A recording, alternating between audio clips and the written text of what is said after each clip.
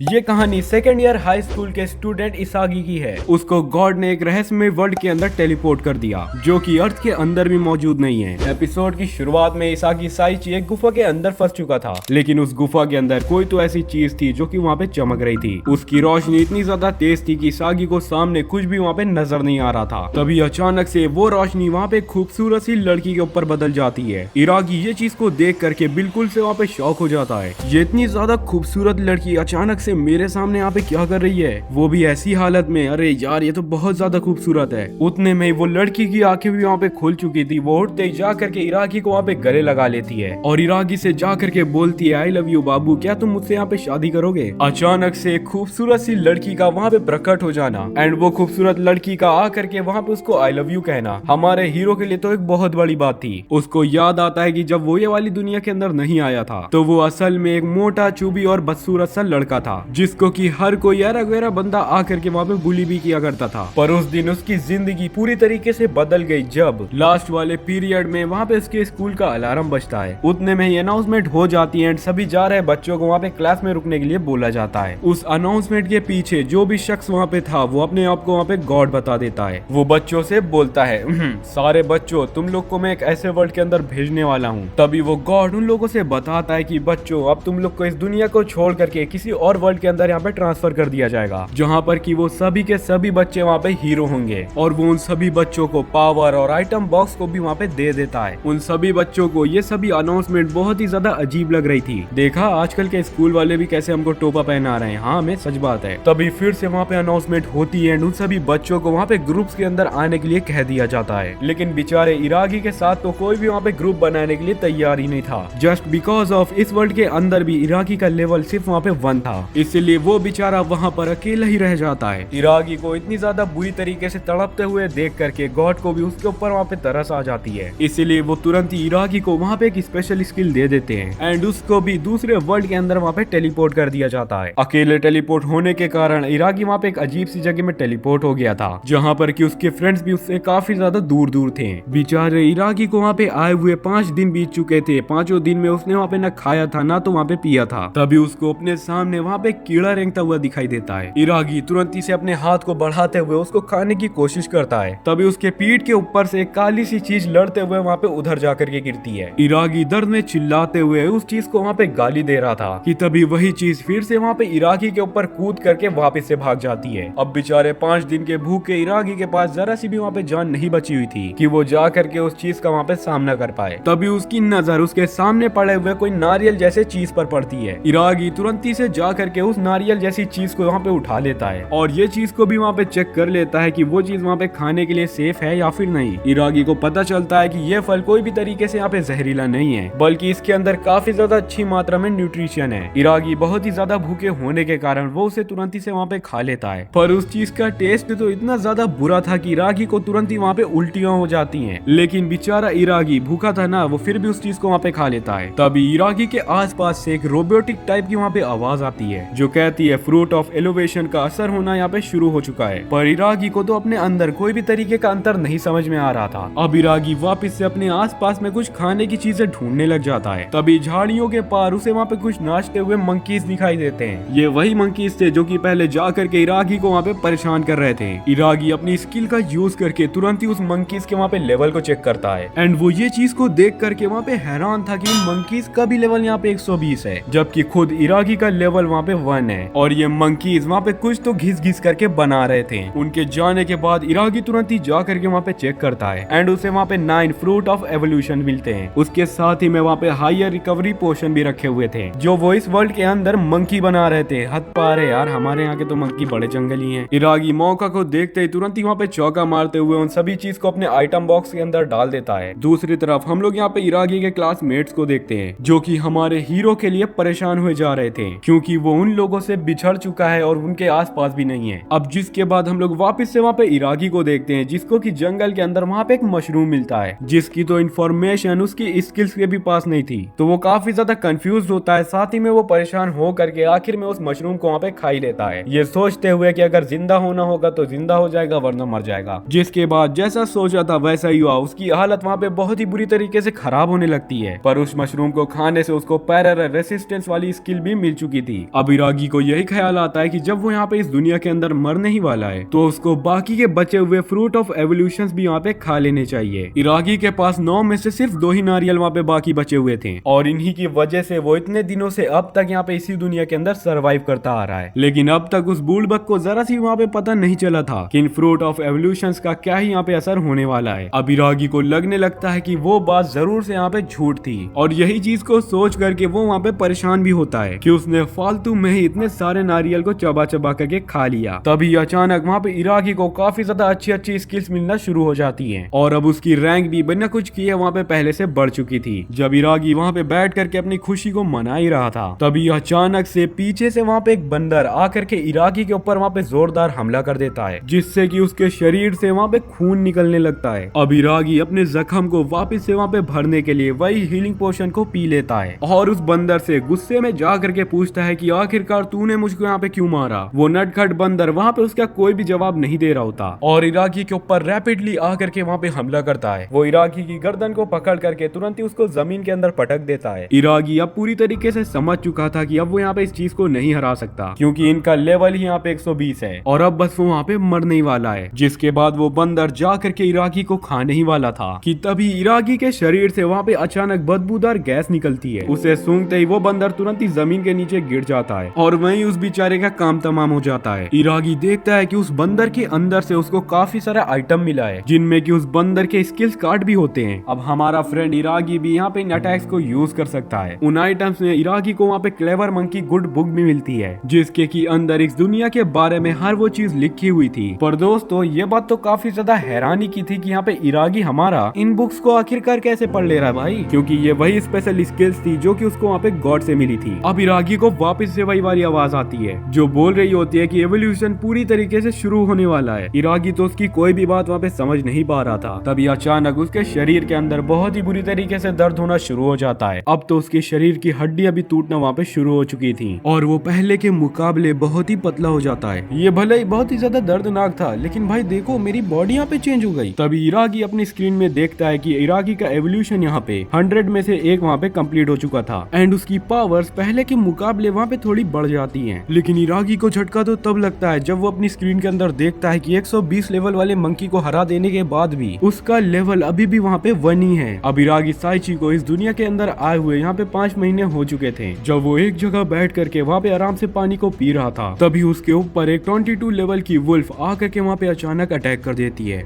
इरागी वहाँ पे उस हमले को डॉज करके अपना सेल्फ कैलकुलेटिंग किक का यूज करता है जिससे कि वो वुल्फ उसी दर पर वहाँ पे खत्म हो जाती है। पिछली बार की तरह इरागी को इस बार भी इसमें से कई सारे आइटम्स मिलते हैं जिस पर कि एक वाटर स्पिरिट डैगर भी होता है जिसका इस्तेमाल करके अब इरागी भी वहाँ पे वाटर मैजिक का यूज कर सकता था। अब इरागी का पहले की तरह फिर से वहाँ पे एवोल्यूशन होना शुरू हो जाता है और अब तक 10 में से उसके 9 एवोल्यूशन यहाँ पे हो चुके थे। वो मन में यही सोच रहा होता है कि जब उसका वहाँ पे 10 एवोल्यूशन भी हो जाएगा तब एक्चुअली में उसके साथ वहाँ पे क्या होगा। जब वो ये सारी बातों को सोच ही रहा था तभी उसको क्लेवर मंकी का ग्रुप आकर के वहाँ पे घेर लेता है एंड हम लोग फ्रेंड्स यहाँ पे देखते हैं कि इस बार उस मंकी का लीडर भी वहाँ पे आया हुआ था जो उचक उचक के इरागी को फाइट के लिए वहाँ पे तुरंत ही चैलेंज कर देता है। इरागी उससे कहता है कि क्या वो इस लड़ाई के लिए उससे वहाँ पे मना कर सकता है, जिस पर कि वो गोरिल्ला कहता है नहीं एंड हमारे हीरो के ऊपर एक जोरदार सा पंच वहाँ पे मारने का कोशिश करता है। पर इरागी ने तो उस हमले को बहुत ही आसानी से डॉज कर दिया था। जिस हमले को डॉज करता हुआ देख करके वो गोरिल्ला भी काफी ज्यादा इम्प्रेस हो चुकी थी क्योंकि ये पहली बार था जब किसी ने वहाँ पे उसके हमले को डॉज किया हो। इरागी भी ये चीज को यहाँ पे रियलाइज कर लेता है कि ये यहाँ पे कोई गोरिल्ला नहीं है बल्कि ये तो यहाँ पे फीमेल है। बाय द वे दोस्तों मैं आपको बता देना चाहता हूँ इस गोरिल्ली का यहाँ पे हमारे हीरो के ऊपर क्रश आ चुका है। इरागी उसके ऊपर अपनी गिलाटिंग किक का वहाँ पे यूज करने की कोशिश करता है लेकिन वो गोरिल्ला उसे तो काफी ज्यादा आराम से डॉज कर देती है और इरागी के ऊपर एक जोरदार सा मुक्का वहाँ पे बना करके दे मारती है जिस पर कि इरागी जंगल में बहुत ही ज्यादा दूर तक जा करके गिरता है। वो गोरिल्ला वहाँ पे देखती है कि इतने ज्यादा खतरनाक पंच के बाद भी ये बच्चा अभी तक यहाँ पे जिंदा था। इरागी उससे रोते रोते पूछता है कि क्या तुम मुझे सच में यहाँ पे मार दोगी क्या।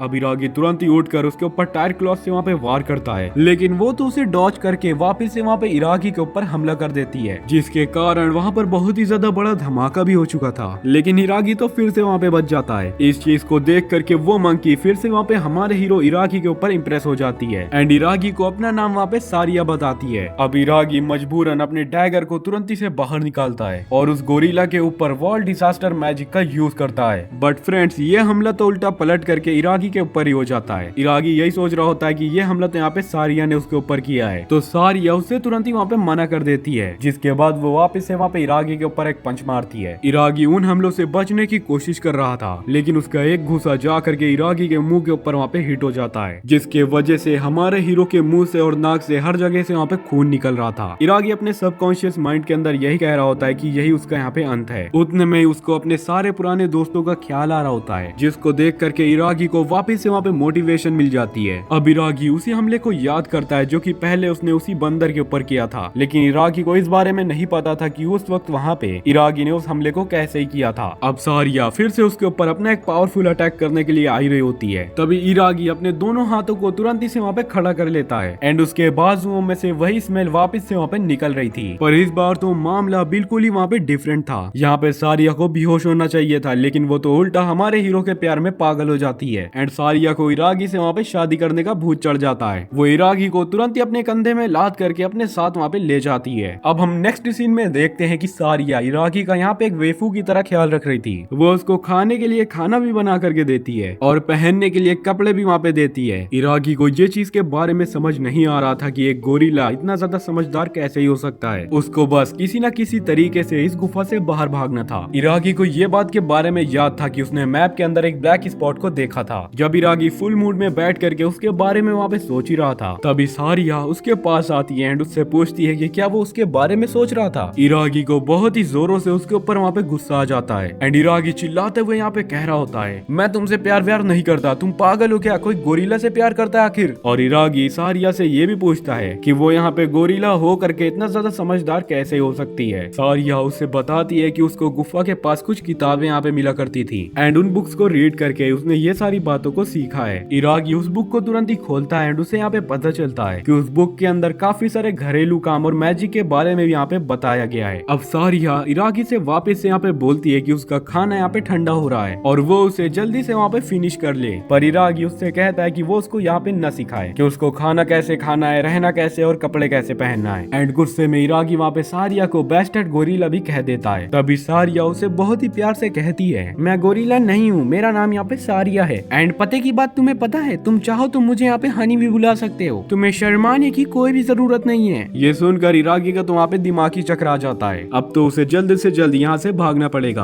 अब हम नेक्स्ट सीन में देखते हैं कि सारिया रात के खाने के लिए वहाँ पे हंट करने के लिए गई थी एंड इरागी के पास यही अच्छा मौका था वहाँ पे दुम दबा करके भागने का। पर जैसे ही वो यहाँ पे आगे बढ़ता ही है, थोड़ी दूर पर जा करके उसके सामने एक विशालकाय मकड़ी वहाँ पे आ जाती है। इरागी उसे देख करके बहुत ही बुरी तरीके से बौखला जाता है और चिल्ला पड़ता है, आ मुझे बचाओ कोई यहाँ पे। इरागी के चीखने की आवाज सुन करके सारिया तुरंत ही से वहाँ पे आ जाती है और एक ही गुस्से में वहाँ पे आ करके उस मकड़ी को दूर फेंक देती है। अब सारिया इरागी से पूछती है कि तुम यहाँ पे ठीक तो हो ना डियर, अलग ही चक्कर चल रहा है भाई इन दोनों का, तो यहाँ पे गोरिल्ला को यहाँ पे इंसान से प्यार हो गया। तब इरागी को वहाँ पे एहसास होता है कि इतनी ज्यादा बेइज्जती कर देने के बाद भी सारिया को उसकी कितनी ज्यादा यहाँ पे केयर है। अब हम दूर जमीन के अंदर एक शैतान को देखते हैं जो कि अपने इंसानियत को पूरी तरीके से वहाँ पे खो चुका है। अब वो बस बैठे बैठे वहाँ पे उम्मीद ही कर सकता है कि कोई वहाँ पे आ करके उसको वहाँ पे अंधेरे से बचा ले। अब हम देखते हैं इरागी और सारिया एक साथ बैठ करके वहाँ पे खाना खा रहे थे। तभी सारिया उसे बताती है कि आज उसे यहाँ पे मंकीज के साथ क्लेवर जंगल में यहाँ पे द एवोल्यूशन फ्रूट ढूंढने के लिए जाना है। ये सुनते ही इरागी जो कि बैठ करके आराम से वहाँ पे खाना खा रहा था, वो खाना उसके मुंह से बाहर निकल जाता है। सारिया उससे पूछती है कि क्या हुआ डियर। तभी वो गोरिल्ला यहाँ पे पूछती है कि क्या वो यहाँ पे फ्रूट ऑफ एवोल्यूशन के बारे में जानता है। इरागी डर के मारे उसे वहाँ पे तुरंत ही मना कर देता है। वो उसे बताती है द फ्रूट ऑफ एवोल्यूशन यहाँ पे बहुत ही ज्यादा पावरफुल फ्रूट है, जो भी उसे खाता है उसकी पावर वहाँ पे पहले के मुकाबले 100 गुना बढ़ जाती है, लेकिन अगर कोई गलती से भी उसे यहाँ पे 11 बार खा ले तो वो शख्स तुरंत ही वहाँ पे मर जाता है। इरागी की यहाँ पे बहुत ही बुरी तरीके से फटने लग गई थी क्योंकि वो खुद यहाँ पे 10 खा चुका है। सारिया उसे बताती है कि वो पहले से 10 यहाँ पे खा चुकी है, लेकिन वो फिर भी वहाँ पे उनको इकट्ठा कर रही थी ताकि वो यहाँ पे अपने होने वाले हस्बैंड को यहाँ पे खिला सके। लेकिन बीच में उसके इकट्ठा किए हुए 10 फ्रूट ऑफ एवोल्यूशन यहाँ पे गायब हो गए। जरूर किसी ने वहाँ पे मेरे फ्रूट्स को चुराया था। सारिया कितनी ज्यादा गुस्से वाली नजरों को देख करके हमारा हीरो वहाँ पे बहुत ही बुरी तरीके से डर जाता है। डर डर के मारे इरागी उसको सारी बातें सच वहाँ पे बता देता है। पर ये बात को तो सुन करके सारिया वहाँ पे खुश हो जाती है और सारिया यहाँ पे बताती है कि अब तुमसे मेरा शादी करना और भी ज्यादा यहाँ पे जरूरी हो चुका है। फिर वो सारिया इरागी से पूछती है कि क्या वो उससे यहाँ पे हेट करता है। इरागी कहता है वो उसे वहाँ पे हेट तो नहीं करता, पर और वहाँ पे सुन करके सारिया वहाँ पे कहती है कि चलो फिर हम लोग चल करके यहाँ पे शादी कर लेते हैं। फिर जिसके बाद शारिया वहाँ पे हंटिंग के लिए वापस से चली जाती है और इरागी इस मौके का फायदा उठा करके वहाँ से भाग निकलने में कामयाब हो जाता है। दूसरी तरफ हम लोग इरागी के क्लासमेट्स को देखते हैं जो कि वहाँ पे ट्रेनिंग कर रहे थे, पर वहाँ पे वे सभी काफी ज्यादा ही गुस्सा थे क्योंकि उन सभी से लगातार कई दिनों से वहाँ पे प्रैक्टिस ही करवाई जा रही है एंड उन्हें यहाँ पे रियल फाइट करनी थी। यहाँ तक कि किंग ने भी उनसे वहाँ पे कहा था, मेरे बच्चों हमें जा करके यहाँ पे डीमन किंग को हराना है। एंड अब वो बेकार राजा उनको वहाँ पे छोटे मोटे मॉन्स्टर से भी लड़ने नहीं दे रहा। दूसरी तरफ हम लोग वापिस यहाँ पे इराकी को देखते हैं जिस बेचारे के पीछे तो वहाँ पे सारिया लगी हुई थी। सारिया यहाँ पे इराकी को उस तरफ भागने के लिए मना कर रही थी, पर इराकी उसकी एक भी बात को सुनता नहीं है और इंस्टेंट मूवमेंट का यूज करके सारिया से बहुत ही ज्यादा दूर वहाँ पे भाग जाता है। वो एक ब्लैक गुफा के पास आ गया था जहाँ पर कि उसे काफी ज्यादा खतरनाक ऑरा फील हो रहा था, लेकिन आ रही सारिया की आवाज सुनने के बाद वो तुरंत ही से उसी गुफा के अंदर चला जाता है। अंदर इरागी को एक बहुत ही ज्यादा बड़ा गेट देखने के लिए मिलता है। वो जैसे उसी गेट को वहाँ पे ओपन करता ही है, उससे अंदर वहाँ पे डार्क डीमन जेनोस देखने के लिए मिलते हैं। वो बोलता है कि उसे अंदाजा नहीं था कि कोई इंसान यहाँ तक जिंदा आ सकता है। इरागी तुरंत ही डार्क लॉर्ड का वहाँ पे लेवल चेक करने की कोशिश करता है। उस डार्क लॉर्ड का लेवल यहाँ पे 1500 था। वो डार्क लॉर्ड इरागी से लड़ने के लिए काफी ज्यादा यहाँ पे क्यूरियस हो रहा था क्योंकि उसको लगता है कि इरागी बहुत ही ज्यादा पावरफुल इंसान है, तभी तो यहाँ पे इस जगह पर आ चुका है। वो अचानक इरागी के पीछे आकर के अपनी स्वॉर्ड से वहाँ पे हमला करता है, लेकिन वो हमला आकर के तो सारिया अपने ऊपर वहाँ पे ले लेती है एंड उसी पल हमारी सारिया की वहाँ पे डेथ हो जाती है। इरागी सारिया का नाम लेकर के उससे वहाँ पे पूछने की कोशिश करता है कि उसने वहाँ पे आखिरकार उसकी वहाँ पे जान क्यों ही बचाई। तभी वो अपनी आइज को वहाँ पे वापस से ओपन करती है एंड बोलती है, मुझको बहुत ज्यादा खुशी हुई कि तुमने पहली बार मेरा नाम यहाँ पे लिया इरागी। इरागी उसको वहाँ पे हीलिंग पोशन देने की कोशिश करता है, लेकिन दोस्तों सारिया वहाँ पे बताती है कि वो पहले ही वहाँ पे मर चुकी है। ये तो उसकी एबिलिटी है जो कि उसको वहाँ पे अलाउ करती है कि मरने के बाद भी वो कुछ देर तक तुमसे यहाँ पे बात कर सकती है। अब इरागी काफी ज्यादा सैड होकर के उससे वहाँ पे पूछता है, आखिर क्यों सारिया, तुमने मेरे लिए अपनी जान क्यों दे दी यहाँ पे? मैंने तो तुम्हारी कभी इज्जत भी नहीं की, मैं तुम्हें हमेशा यहाँ पे चिल्लाया करता था। सारिया कहती है कि तुम यहाँ पे काफी ज्यादा काइंड पर्सन हो और निडर भी, मुझे यही खूबी तुम्हारे अंदर काफी ज्यादा पसंद आई थी। सच बताऊं तो इरागी मुझे तुम्हारे साथ मजा आता था। पीछे से डार्क लॉर्ड वहाँ पे एटीट्यूड में बोलता है कि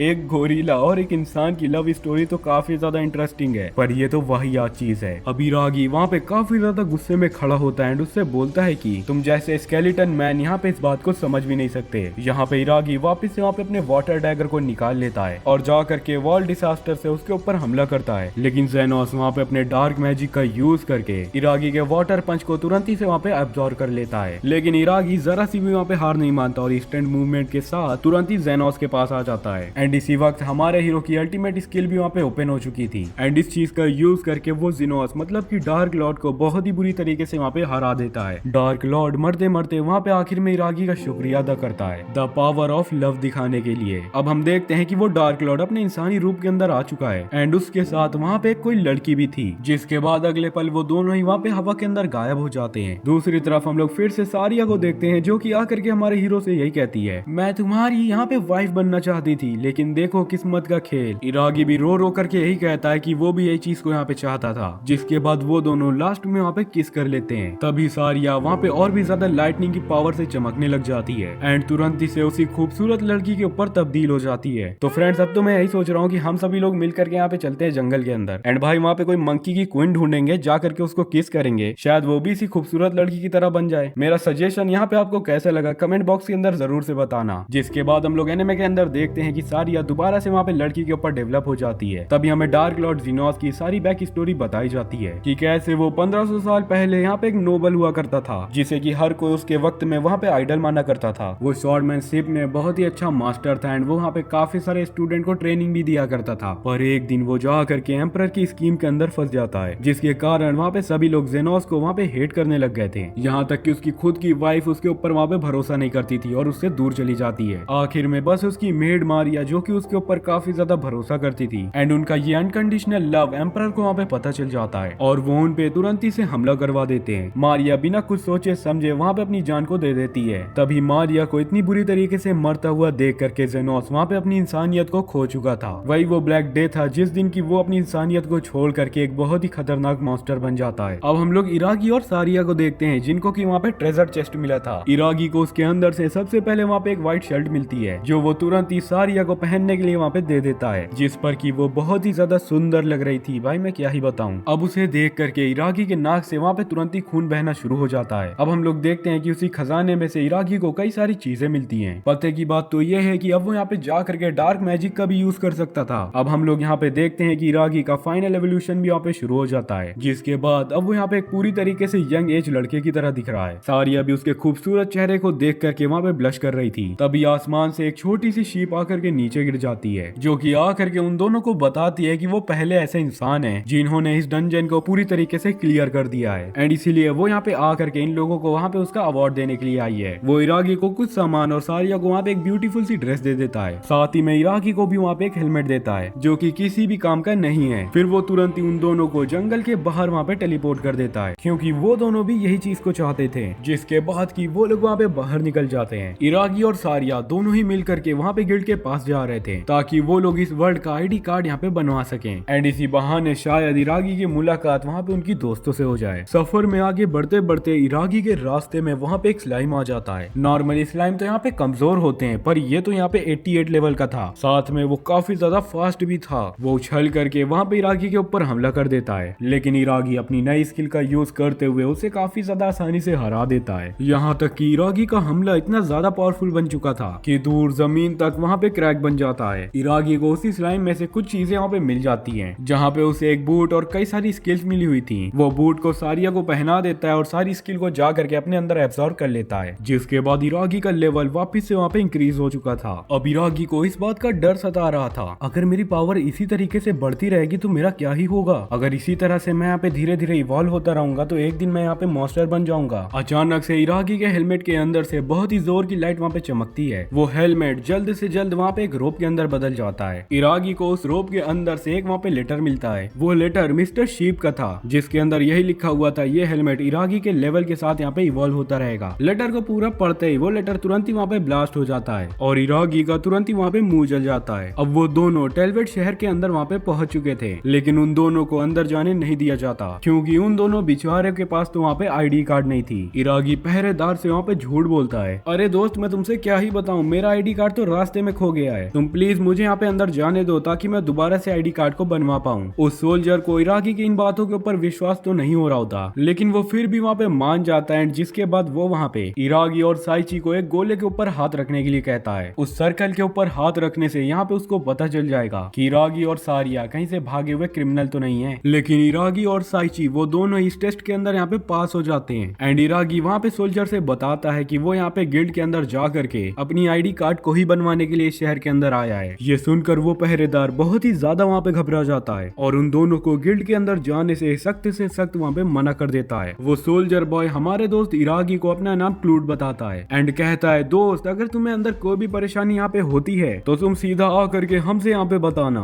इराकी फटाक से उसकी बातों को मान लेता है और वो वहाँ पे शहर के अंदर चला जाता है। बाहर से देखने में तो वो गिल्ड काफी ज्यादा नॉर्मल और पुरानी सी लग रही थी। इराकी वहाँ पे तुरंत ही अंदर झांक करके देखता है, जहाँ पर की एक पतली सी लड़की एक मोटे से आदमी को, जो कि खुद वहाँ पे वुमेन वाले सूट को पहने हुए था, उसे बेल्ट ही बेल्ट वहाँ पे मार रही थी। अंदर का माहौल बहुत ही ज्यादा अनएक्सपेक्टेड और भयंकर था। इराकी को इस गिल्ड के अंदर जा करके रजिस्ट्रेशन करवाना कुछ सही नहीं लग रहा था। वो वहाँ से जाने ही वाला था कि तभी उसके पीछे वहाँ पे गिल्ड मास्टर आ जाता है। आए अबे ये जोरो वन पीस से यहाँ कहाँ आ गया, और उन्हें जबरदस्ती वहाँ पे गिल्ड के अंदर ज्वाइन करने के लिए कहने लग जाता है। फिर उन्हें फिलअप करने के लिए गिल्ड का रजिस्ट्रेशन फॉर्म भी दे देता है। एंड यहाँ पे दोस्तों हमें पता चलता है कि जिस लड़की को हमने पहले यहाँ पे देखा था वो असल में इस गिल्ड की रिसेप्शनिस्ट है और बेहद ही खूबसूरत है। तुम लोग देख ही सकते हो यहाँ पे इस लड़की का नाम यहाँ पे एरिस है, और वो वहाँ पे उन लोगों से बताती है आपको इस गिल्ड के अंदर रजिस्ट्रेशन करवाने के लिए कोई रीजन होना चाहिए आपके पास। तो इराकी उससे पूरी बात एक्सप्लेन करता है कि वो यहाँ पे इस वर्ल्ड के अंदर अपने दोस्तों को ढूंढने के लिए आया है। जिस बात को सुन करके एरिस यहाँ पे कहती है कि इस गिल्ड के अंदर तुम्हारा ज्वाइन करना बहुत ही अच्छा होगा, क्योंकि दुनिया भर की सारी इंफॉर्मेशन उनके गिल्ड के अंदर ही आती है। अगर इराकी, साइची और सारिया यहाँ पे रजिस्ट्रेशन लेते हैं तो उनको काफी ज्यादा यहाँ पे मदद मिलेगी। सारिया को भी ये गिल्ड वहाँ पे पसंद आई थी, तो फिर इराकी वहाँ पे सारिया के लिए रजिस्ट्रेशन करवा ही लेता है। जैसे इराकी वहाँ पे पेपर में साइन कर ही रहा होता है, तभी अचानक से वहाँ पे अपने आप को लगाने वाले दो छपरी बंदे आ जाते हैं। इराकी उस गिल्ड में नया होता है, जिसके कारण वो लोग वहाँ पे इराकी को अपने साथ चलने के लिए कहते हैं। इराकी भी वहाँ पे कोई क्वेश्चंस को नहीं करता, उनके साथ चलने के लिए वहाँ पे वो राजी हो जाता है। सारिया को उसकी काफी ज्यादा फिक्र हो रही थी। दूसरी तरफ हम लोग देखते हैं वो दोनों ही एडवेंचरर्स इराकी को अपने बॉस के पास लेकर के जाते हैं। वो इरागी का चेहरा वहाँ पे अपने बॉस को दिखाते हैं। इरागी का इतना खूबसूरत चेहरा देख करके वो दोनों भी वहाँ पे हैरान हो जाते हैं, लेकिन इरागी अपने सामने देखता है कि उसके बॉस ने अपने सारे कपड़े वहाँ पे उतार दिए हैं। एंड वो काफी ज्यादा वियर्ड तरीके से इरागी से वहाँ पे बोलता है, क्या तुम तैयार हो? जिसके बाद कि उन दोनों एडवेंचरर्स ने भी वहाँ पे अपने कपड़े को उतार दिया था। इरागी को उन तीनों के इरादे कुछ वहाँ पे ठीक नहीं लग रहे थे। उनकी इतनी बुरी हरकतों को देख करके इरागी वहाँ पे घबरा जाता है और सामने वाली दीवार को कूद करके वहाँ से भाग जाता है एंड सीधा गिल्ड में आकर के रुकता है। गिल्ड मास्टर और एरिस ये चीज को देख करके वहाँ पे हैरान हो जाते हैं कि इरागी माउस ग्रुप से सही सलामत यहाँ पे वापसी आ गया। इरागी गुस्से में आकर के गिल्ड मास्टर से वहाँ पे कहता है, तुम लोग सारी चीजें जानते हुए भी उन लोगों का कुछ करते क्यों नहीं हो?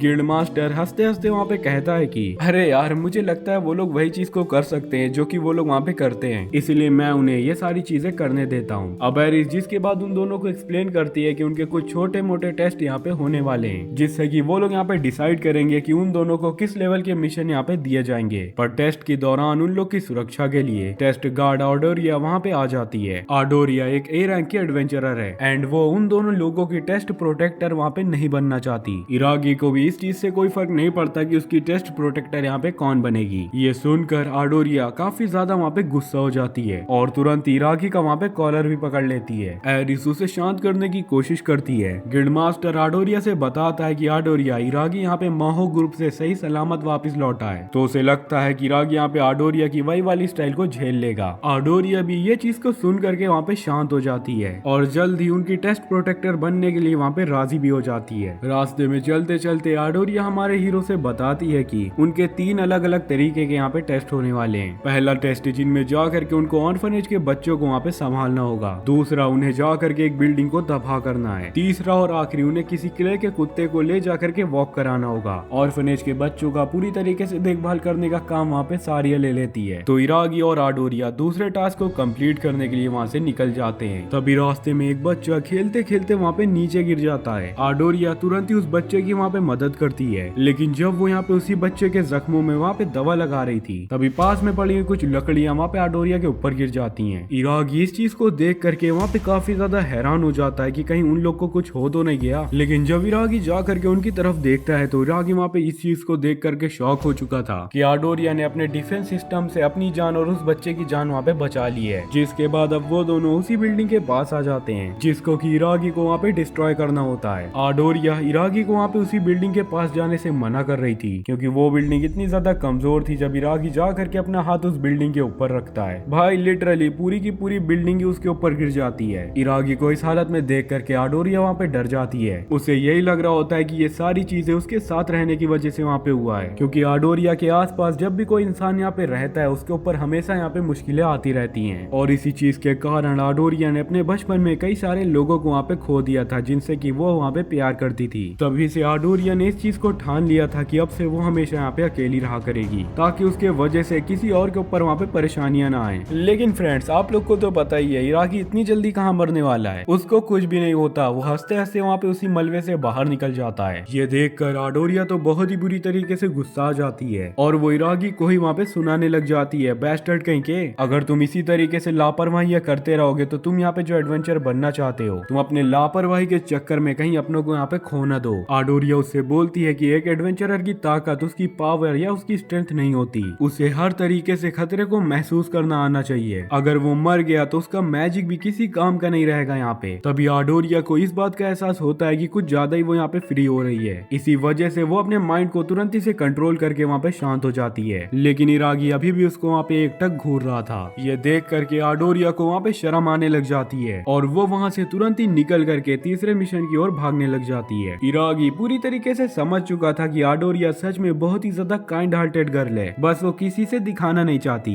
दूसरी तरफ हम लोग इरागी के दोस्तों को देखते हैं जिनको कि 5 महीने से ट्रेनिंग ही दी जा रही है, क्योंकि उनका मास्टर ये चीज को नहीं चाहता कि कोई भी स्टूडेंट जा करके वहाँ पे मर जाए। उस मास्टर के हिसाब से अगर ये लोग किसी पीसफुल वर्ल्ड से आए हैं तो इनको यहाँ पे पीसफुली तरीके से रहना चाहिए। दूसरी ओर हम लोग देखते हैं कि इरागी का एक आखिरी टेस्ट वहाँ पे बाकी रह जाता है, जिस पर कि इरागी को वहाँ पे कुत्ते को ले जा करके वॉक कराना होता है। लेकिन दोस्तों, वो कुत्ता तो असल में वहाँ पे एक वुल्फ निकलता है जो कि इरागी को खदेड़ खदेड़ करके वहाँ पे उसकी हालत खराब कर देता है। उस भेड़िए की मालकिन को यही लग रहा होता है कि इरागी को इस काम में बहुत ही मजा आ रहा है। आडोरिया इरागी से मजाक में बोलती है कि तुम यहाँ पे चिंता मत करो, अगर वो किसी भी तरीके से खतरे में पड़ेगा तो वो तुरंत ही से आकर के तुम्हें यहाँ पे बचा लेगी। तभी वो भेड़िए की मालकिन तुरंत ही से आडोरिया से बोलती है कि आजकल वो कुछ ज्यादा यहाँ पे खुश रहने लग गई है, कहीं इसका कारण यहाँ पे इरागी तो नहीं है। ये सुनकर आडोरिया तो बहुत ही ज्यादा वहाँ पे शर्मा जाती है और शर्माते हुए बोलती है कि ऐसा कुछ भी नहीं है हमारे बीच यहाँ पे, वो तो सिर्फ इसकी यहाँ पे एक टेस्ट प्रोटेक्टर है। अब हम गिल्ड का सीन देखते हैं जहाँ पर कि गिल्ड मास्टर इरागी को उसके मिशन कंप्लीट करने का रिवार्ड दे रहा था और भाई की स्टाइल तो इतनी ज्यादा कैजुअली थी कि वो अपने कच्छे से निकाल करके वहाँ पे उसे रिवार्ड देता है। इरागी उसकी इतनी बुरी हरकत को देख करके वहाँ पे काफी ज्यादा बौखला जाता है। खैर इरागी के पास अभी शहर के अंदर कहीं रहने की जगह नहीं है तो आडोरिया उसे वहाँ पे एडवाइस देती है कि वो जहाँ पर रह रही है वो लोग भी जा करके उसी जगह पर वहाँ पे रह सकते हैं। आडोरिया के मुंह से इतनी ज्यादा टिगली हुई बातें सुन करके वो गिल्ड मास्टर साथ में एरिस दोनों ही वहाँ पे काफी ज्यादा कंफ्यूज हो जाते हैं। आडोरिया बहाना बनाने की कोशिश कर ही रही होती है और वो बोलती है कि वो इस चीज को इसी वजह से कह रही है क्योंकि वहाँ का रेंट सच में काफी ही कम है और तो और उस जगह पर खाना भी बहुत ही अच्छा मिलता है। जिसके बाद इरागी और सारिया भी उसी जगह पर रहने के लिए तैयार हो जाते हैं। तो अब एडवेंचरर बनने के लिए इरागी और सारिया का यहाँ पे लास्ट टेस्ट बाकी रह गया है जिन पर कि उन्हें जा करके 10 तरीके की मेडिसिन बनाना है। लेकिन इरागी तो बिना बात को पूरी सुने ही वहाँ पे तुरंत ही जंगल के अंदर उन्हें ढूंढने के लिए निकल जाता है। सारिया ने जल्द ही वहाँ पे अपने टेस्ट को कंप्लीट कर लिया था लेकिन इरागी को तो पूरे जंगल के अंदर एक भी हब वहाँ पे नहीं मिलता, इसीलिए वो पूरे जंगल से रेयर तरीके के मशरूम उठा करके ले आता है। लेकिन ये हब तो वहीं उनके पैरों को नीचे ही उग रहे थे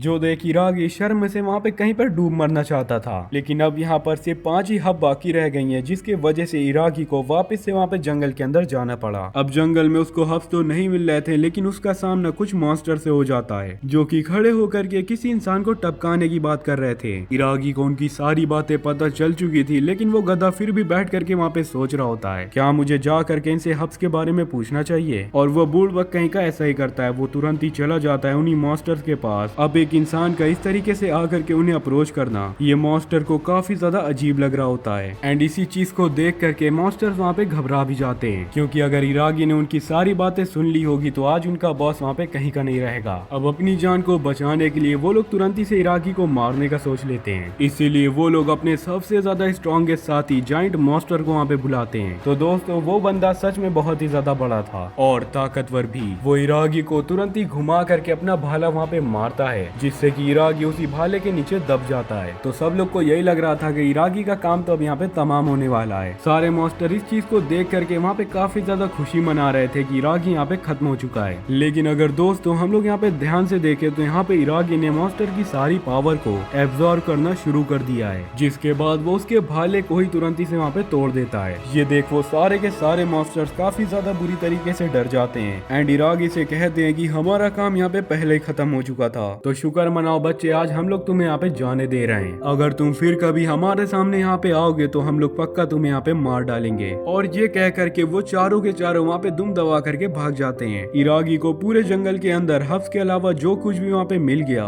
वो उन सारी की सारी चीजों को तुरंत ही उठा लाता है। तो आटोरिया भी उसके ऊपर तरस खा करके अपने 5 हब्स को उसे वहाँ पे दे देती है। दूसरी ओर हम लोग उन्हीं 3 मॉन्स्टर्स को देखते हैं जो कि जा करके डीमन आर्मी की 3rd डिवीजन की क्वीन लिया के सामने जा करके वहाँ पे माफी मांग रहे थे। लिया गुस्से में आ करके उनको वहाँ पे सजा ही देने वाली थी क्योंकि ये तीनों गधे लोग यहाँ पे उसकी बात को न मान करके इंसानों के बीच वहाँ पे चले गए थे एंड वहाँ से बहुत ही बुरी तरीके से पिट करके आ गए। उन तीनों में से एक मॉन्स्टर वहाँ पे बोल पड़ता है कि उन सब ने वहाँ पे जा करके हर जगह पर ट्रांसपोर्टेशन का मैजिक लगा दिया है। जो लोग भी उसके ऊपर वहाँ पे पैर रखेंगे वो लोग सीधा ब्लैक ड्रैगन के डंजन के अंदर चले जाएंगे। लीसा को ये बात सुन करके बहुत ही दुख होता है। फ्रेंड साफ तौर पर वो तो वहाँ पे नौटंकी कर रही थी। खैर उसकी बात न मानने के लिए वो वहाँ पे उन तीनों इडियट्स को 500 कोड़ों से वहाँ पे मारने वाली है। शहर के बाहर इरागी और सारिया वहाँ पे आडोरिया का इंतजार कर रहे थे। तभी उन्हें वहाँ वापस से फ्लूड मिल जाता है। फ्लूड आकर के उन्हें बताता है कि ये उनका वहाँ पे फाइनल टेस्ट होने वाला है। जब क्लूड खड़ा होकर के आडोरिया के बारे में वहाँ पे तारीफें कर ही रहा था तभी वहाँ पीछे से आडोरिया भी आ जाती है। आडोरिया ये चीज को देख करके हैरान हो जाती है कि क्लूड और इरागी एक दूसरे को वहाँ पे जानते हैं पहले से। खैर उनके आखिरी टेस्ट में उन्हें जा करके कमजोर स्लाइम्स को मारना होता है। सारिया अपने फिजिकल कॉम्बैट में काफी ज्यादा अच्छी है तो वो यहाँ पे अपने गोरिल्ला कॉम्बैट का यूज करेगी। अब जब इरागी अपनी शॉट को उठा करके एक स्लाइम को वहाँ पे मारने ही जा रहा था तभी वो स्लाइम अचानक ही वहाँ से गायब हो जाता है। आटोरिया ये चीज को देख करके समझ जाती है कि यहाँ किसी ने आ करके टेलीपोर्टेशन मैजिक का यूज किया है। वो सभी लोग को सतर्क करने के लिए तुरंत ही भाग करके वहाँ पे गिल्ड की ओर जा रही थी, लेकिन गलती से वो लड़की भी अपना पैर उसी जाल के ऊपर रख देती है। अब उसके टेलीपोर्ट होने से ठीक पहले इरागी और सारिया जा करके उसको पकड़ लेते हैं, जिसकी वजह से वो तीनों ही ड्रैगन के डंजन के अंदर वहाँ पे टेलीपोर्ट हो चुके थे, जिसका एहसास ड्रैगन को भी वहाँ पे हो चुका था। अब वो तीनों ड्रैगन के डंजन के अंदर वहाँ पे फंस चुके थे। आडोरिया को उन दोनों बैस्टर्ड के ऊपर बहुत ही ज्यादा गुस्सा आ रहा था, क्योंकि उसको बचाने के चक्कर में वो दोनों भी वहाँ पे फंस चुके थे।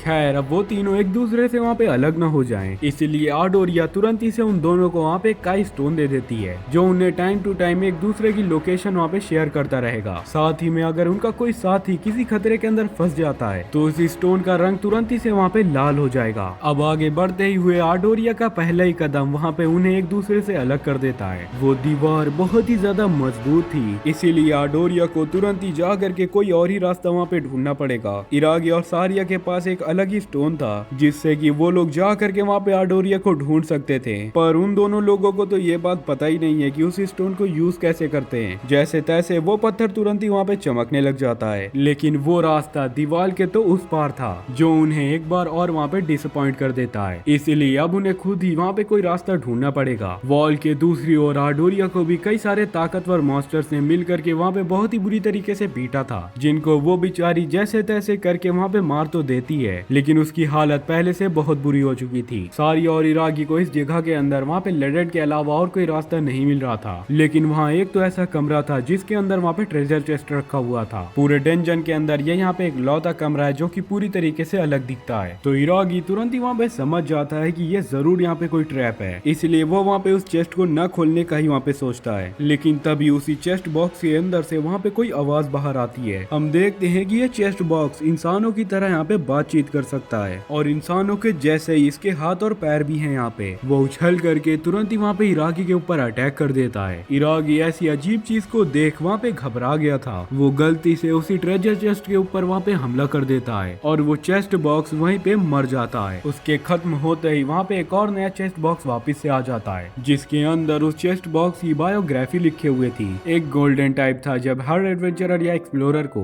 गोल्डन डंजन के अंदर जाने के लिए चेस्ट बॉक्स की जरूरत पड़ा करती थी, जिस पर कि वो लोग अपना ढूंढा हुआ खजाना भी रखा करते थे। लेकिन जब से आइटम बॉक्स को इन्वेंट किया गया है, लोगों ने चेस्ट बॉक्स को तो ऐसे भुला दिया जैसा कि वो कुछ यहाँ पे है ही नहीं। इस अकेलेपन ने उसे यहाँ पे इंसानों की तरह बोलना चलना सब चीजें यहाँ पे सिखा दी थी। उसने सोचा होगा कि अब शायद यहाँ पे इंसान लोग उसे अपना लेंगे, लेकिन इंसानों ने तो उसे मॉन्स्टर बोल करके वहाँ पे ईंट मार मार करके भगा दिया। अब उस चेस्ट बॉक्स के अंदर एक और रिंग वहाँ पे थी, जिससे कि किसी का भी गुड लक वहाँ पे 2 गुना माइनस में भेजा जा सकता है। तभी वो काई स्टोन तुरंत ही लाल रंग के अंदर चमकना शुरू हो जाता है, यानी आडोरिया जरूर किसी बहुत ही बड़ी मुसीबत के अंदर फंस चुकी है। तभी हम लोग दूसरी तरफ आडोरिया को देखते हैं, जो कि एक विशाल काय गेट के सामने खड़ी हुई थी। उसके अंदर जाने के अलावा वहाँ पे कोई और रास्ता नहीं था। अंदर जाते ही वो दरवाजा अचानक से वहाँ पे बंद हो जाता है। तभी आडोरिया के सामने वहाँ पे ब्लैक ड्रैगन खड़ा हुआ था, डीमन लॉर्ड की आर्मी का सबसे ज्यादा भावुकाली और ताकतवर मॉन्स्टर। आडोरिया बिना किसी सोचे समझे वहाँ पे ब्लैक ड्रैगन के ऊपर अटैक कर देती है। तभी हमारा सीन वहाँ पे तुरंत ही चेंज होता है एंड हम लोग यहाँ पे इरागी और सारिया को देखते हैं। उन दोनों को ये बात समझ में आ चुकी होती है कि आडोरिया जरूर किसी बड़ी मुसीबत के अंदर फंस चुकी है, पर वो क्या करे, वो पत्थर अभी भी दीवार के उस पार ही रास्ता वहाँ पे दिखा रहा था। साइची गुस्से में आकर के उस दीवार के ऊपर कई सारे मुक्के भी मारता है, जिससे दीवार तो नहीं लेकिन उसके मुक्के जरूर टूट जाते हैं। आडोरिया पहले से ही वहाँ पे काफी ज्यादा घायल थी और इस ड्रैगन से लड़ते हुए वो और भी वहाँ पे घायल हो चुकी है, लेकिन आडोरिया जो कि किसी से भी नहीं डरती, वो फिर भी जा करके उसी ड्रैगन से लड़ती है। इरागी और साइची को किसी भी हाल में बचाने के लिए आडोरिया अपनी सबसे ज्यादा पावरफुल फॉर्म के अंदर आ जाती है एंड उस फॉर्म का नाम था कैलेमिटी बसर। उस ब्लैक ड्रैगन को एक इंसान से इतनी ज्यादा ताकत की उम्मीद कभी भी नहीं थी, लेकिन काफी ज्यादा कोशिश करने के बाद भी आडोरिया वहाँ पे हार जाती है एंड ड्रैगन अपने फायर ब्लास्ट से उसे वहाँ पे खत्म करने के लिए जा रहा होता है। पर मौके पर इरागी और साइची वहाँ पे आ जाते हैं, डा करके उसे वहाँ पे बचा लेते हैं, जिसके बाद इरागी वहाँ पे अपना स्पेशल हीलिंग पोशन आडोरिया को वहाँ पे देता है और खुद जा करके वहाँ पे सामना करता है ब्लैक ड्रैगन का। इसके कुछ ही देर पहले इरागी के एक और पंच से वो दीवार वहाँ पे टूट चुकी थी, जिसके बाद वो रैपिडली मूवमेंट करके यहाँ पे आ जाता है। अब प्रेजेंट में ड्रैगन उसके ऊपर फायर ब्लास्ट से वहाँ पे हमला कर देता है, लेकिन इंस्टेंट मूवमेंट से इरागी उसे तुरंत ही से डॉज कर देता है और वो तेजी से ड्रैगन की ओर ही वहाँ पे बढ़ रहा था। लेकिन ड्रैगन का सुप्रीम प्रो सीधा जा करके इरागी को ही वहाँ पे लग पड़ता है। उसने ब्लैक ड्रैगन को कुछ ज्यादा ही वहाँ पे हल्के में ले लिया था। अपने अप्राइजल से वहाँ पे इरागी को पता चलता है कि इस ड्रैगन का लेवल यहाँ पे 5000 है, यानी वो ड्रैगन की पावर यहाँ पे जेनोस से 2 गुना थी। इरागी बेचारा वहाँ पे ड्रैगन के हमले को सिर्फ वहाँ पे डॉज ही कर सकता था, पर ड्रैगन के पास तो ऐसी भी पावर थी जिससे कि वो किसी की भी बॉडी को वहाँ पे कंट्रोल कर सकता था। वो इरागी को पकड़कर सीधा उसे दीवार में फेंक मारता है। एंड अब तक इरागी भी वहाँ पे अपने घुटनों के ऊपर आ चुका था। साथ ही में दोस्तों अब इस लड़ाई का अंत भी हमारे सामने ही था। यहाँ पे ड्रैगन अपना सबसे ज्यादा ताकतवर हमला बॉटनलेस इन्फर्नो से इरागी का वजूद वहाँ पे मिटाने ही वाला था। तभी सारिया अचानक उठकर उसे वहाँ पे याद दिलाती है कि इरागी के पास एक और मैजिक है। यहाँ पे इरागी तुरंत ही अपने वाटर डैगर को वहाँ पे समन करता है और वर्ल्ड डिजास्टर से वहाँ पे पूरी जगह को पानी के अंदर बदल देता है, जिस पर वो खुद भी वहाँ पे बह जाता है। इस इतने ज्यादा खतरनाक हमले से ड्रैगन का वहाँ पे हमला भी बेकार हो चुका था, पर ड्रैगन फिर से फायर ब्लास्ट से वहाँ पे इरागी के ऊपर हमला करने ही वाला होता है। इरागी तुरंत ही उछल करके उसे वहाँ पे डॉज करता है, लेकिन फिर से ड्रैगन अपने माइंड की पावर यूज करके उसे वहाँ पे फ्रीज कर देता है और सुप्रीम क्लो से इस कहानी का अंत पूरी तरीके से करने जा ही रहा था। इरागी वहाँ पे अपने आप को हिलाने की पूरी से पूरी कोशिश कर ही रहा होता है। तभी अचानक ही कहीं से उड़ करके उसको 2 नई स्किल्स वहाँ पे मिल जाती हैं। इरागी ड्रैगन के मैजिक से छोड़ करके एक सीक्रेट स्किल से ड्रैगन को तो कई हिस्सों में वहाँ पे काट देता है। इस लड़ाई का इतना ज्यादा बुरा अंत ड्रैगन को वहाँ पे पसंद नहीं आता। वो तो अपने मालिक के साथ वहाँ पे सिर्फ खुशी से रहना चाहता था। खैर ब्लैक ड्रैगन का आखिरकार वहाँ पे अंत हो चुका है। हमारे प्रोटैगनिस्ट इरागी का भी वहाँ पे लेवल बढ़ चुका है एंड अब वो तीनों के तीनों वहाँ से जिंदा वापस जा सकते हैं। लेकिन रास्ता कहाँ से है यहाँ पे, वो तो अब तक इनको वहाँ पे मिला ही नहीं। इरागी तुरंत ही सारिया को वहाँ पे शांत करता है। जरूर ड्रैगन के अंदर ऐसी कुछ न कुछ चीज होगी जो कि हमें यहाँ पे मदद करेगी बाहर निकलने में। इनमें ड्रैगन का वहाँ पे एक मोती था जिसको खाने से फिजिकल स्ट्रेंथ और मैजिक वहाँ पे इंक्रीज हो जाता है। इसको खाने से इरागी को स्पेस मैजिक नाम का एक और स्किल वहाँ पे मिल जाती है, जिससे कि अब वो लोग यहाँ से तुरंत ही बाहर निकल सकते हैं। इन आइटम्स के बीच ब्लैक ड्रैगन की किताब भी थी। एक समय पर ब्लैक ड्रैगन इंसानों का रक्षक हुआ करता था, लेकिन एक बीच इंसानों को उसकी चमड़ी देख करके वहाँ पे ख्याल आया हथियार बनाने का, जिसके बाद उन लोगों ने मिल करके ब्लैक ड्रैगन का शिकार करना शुरू कर दिया। तब उसको वहाँ पे डीमन लॉर्ड ने इंसानों से बचाया था, पर इंसानों के हाथों डीमन लॉर्ड वहाँ पे मारा जाता है। फिर जिसके बाद इस ड्रैगन को इसी डेंजन के अंदर सील कर दिया गया था। वैसे इस बार मिस्टर शीप यहाँ पे नहीं आए। तभी इरागी के सर पर बहुत ही तेज धमाका हो जाता है एंड हमें मिस्टर शीप का वहाँ पे लेटर मिलता है, जिसके अंदर वो यहाँ पे इरागी को कांग्रेचुलेशंस कह रहे होते हैं, क्योंकि वो यहाँ पे अपनी इंसानियत को खोने में एक कदम आगे आ चुका है। साथ ही में ड्रैगन को भी डीमन लॉर्ड से वहाँ पे मिलने नहीं दिया। इसी तरीके से मिस्टर शीप वहाँ पे इरागी को लगातार चिढ़ा रहे थे और वो कहते हैं इसी तरीके से तुम यहाँ पे मिशंस को पूरे करते रहो और मुझे तुम यहाँ पे परेशान भी ना करना, क्योंकि मैं यहाँ पे समर के वेकेशंस के अंदर चल रहा हूँ। जिसके बाद वो तीनों ही वहाँ पे स्पेस मैजिक का यूज करके वापस अपने टाउन के अंदर आ जाते हैं। इरागी ने आडोरिया को अपनी गोद के ऊपर उठाए रखा हुआ था, जो देख आडोरिया वहाँ पे शर्मा जाती है। वो इरागी को वहाँ पे उसे उतारने के लिए कहती है। सारिया उसे समझाती है कि वो यहाँ पे अभी पूरी तरीके से ठीक नहीं हुई है, लेकिन आडोरिया के हिसाब से समझना तो उनको यहाँ पे चाहिए, क्योंकि आडोरिया का ब्लैक लक -2 लाख से भी ज्यादा है। इससे उसके करीब में रहने वालों को बहुत ही ज्यादा मुश्किलें पड़ सकती हैं। साथ ही में इस अनलक का यहाँ पे कोई तोड़ भी नहीं है। इसी वजह से जो भी उसके साथ रहेगा उसको इसकी पूरी किस्मत के साथ रहना पड़ेगा। जिसके बाद वो तीनों ही वापस से वहाँ पे गिल्ड के अंदर जाते हैं, जहाँ पे उन्हें पता चलता है गिल्ड मास्टर और एरिस जब से वो लोग वहाँ पे गायब हुए हैं, तब से वो लोग उनके लिए बहुत ही ज्यादा परेशान हो रहे थे। और अब उन दोनों को यहाँ पे खुशी है कि वो तीनों वापस यहाँ पे सही सलामत लौट चुके हैं। आडोरिया को कुछ भी समझ में नहीं आ रहा होता कि उस जैसे कैलेमिटी के लिए कोई कैसे यहाँ पे इतना परेशान हो सकता है। इरागी उसे समझाता है कि जैसा वो यहाँ पे अपने आप के बारे में सोचती है वैसा कुछ भी नहीं है। हम लोगों को तुम्हारी बदकिस्मती से कोई भी फर्क नहीं पड़ता। वो आडोरिया की परवाह करते हैं, ना कि उसके वहाँ पे बैड लक के चक्कर में उससे घृणा। आडोरिया इतनी ज्यादा अच्छी बातों को सुन करके वहाँ पे इमोशनल हो जाती है और रोते हुए वहाँ से तुरंत ही भाग भी जाती है। इरागी कुछ भी नहीं समझाता कि वो यहाँ पे ऐसे कैसे चली गई, कहीं उसने कुछ गलत तो नहीं बोल दिया। इरागी भी तुरंत ही वहाँ पे आडोरिया को ढूंढने के लिए निकल जाता है। अब एक बार फिर हम लोग वापस से उन्हीं मॉन्स्टर्स को देखते हैं, जिन्हें आकर के लिया बताती है कि ब्लैक ड्रैगन पिछली रात यहाँ पे मारा जा चुका है। ये उन लोगों के लिए बहुत ही ज्यादा बड़ी बात थी, क्योंकि ब्लैक ड्रैगन डीमन आर्मी में सबसे ज्यादा ताकतवर नहीं, बल्कि वो ड्रैगन यहाँ पे डीमन लॉर्ड से भी ज्यादा ताकतवर था। एंड जिसने जा करके ब्लैक ड्रैगन को यहाँ पे मारा है वो जरूर यहाँ पे मॉन्स्टर्स के खिलाफ ही होगा। दूसरी तरफ इरागी पूरे टाउन के अंदर वहाँ पे उसी लड़की को ढूंढ रहा था। उसके पास अभी भी आडोरिया का वही स्टोन था जिससे कि वो वहाँ पे उसकी लोकेशन का पता लगा सकता था। अब आडोरिया को ढूंढते ढूंढते वो यहाँ पे आडोरिया की दोस्त एड्रीना से टकरा पड़ता है। इरागी उससे आडोरिया के बारे में पूछता है, लेकिन ये बात तो खुद उसे वहाँ पे इरागी से पता चली थी। वैसे एड्रीना यहाँ पे आडोरिया के प्रॉब्लम्स के बारे में जानती थी, इसीलिए वो यहाँ पे चाहती थी कि इरागी जा करके वहाँ पे उसका ख्याल रखे, पर ये बोलने की वहाँ पे कोई जरूरत नहीं थी क्योंकि हमारा इरागी पहले से ही उसका वहाँ पे ख्याल रखता है। आखिर में वो वहाँ पे गाइड स्टोन का यूज करके वहाँ पे पहुंच ही जाता है जहाँ पर की आडोरिया थी।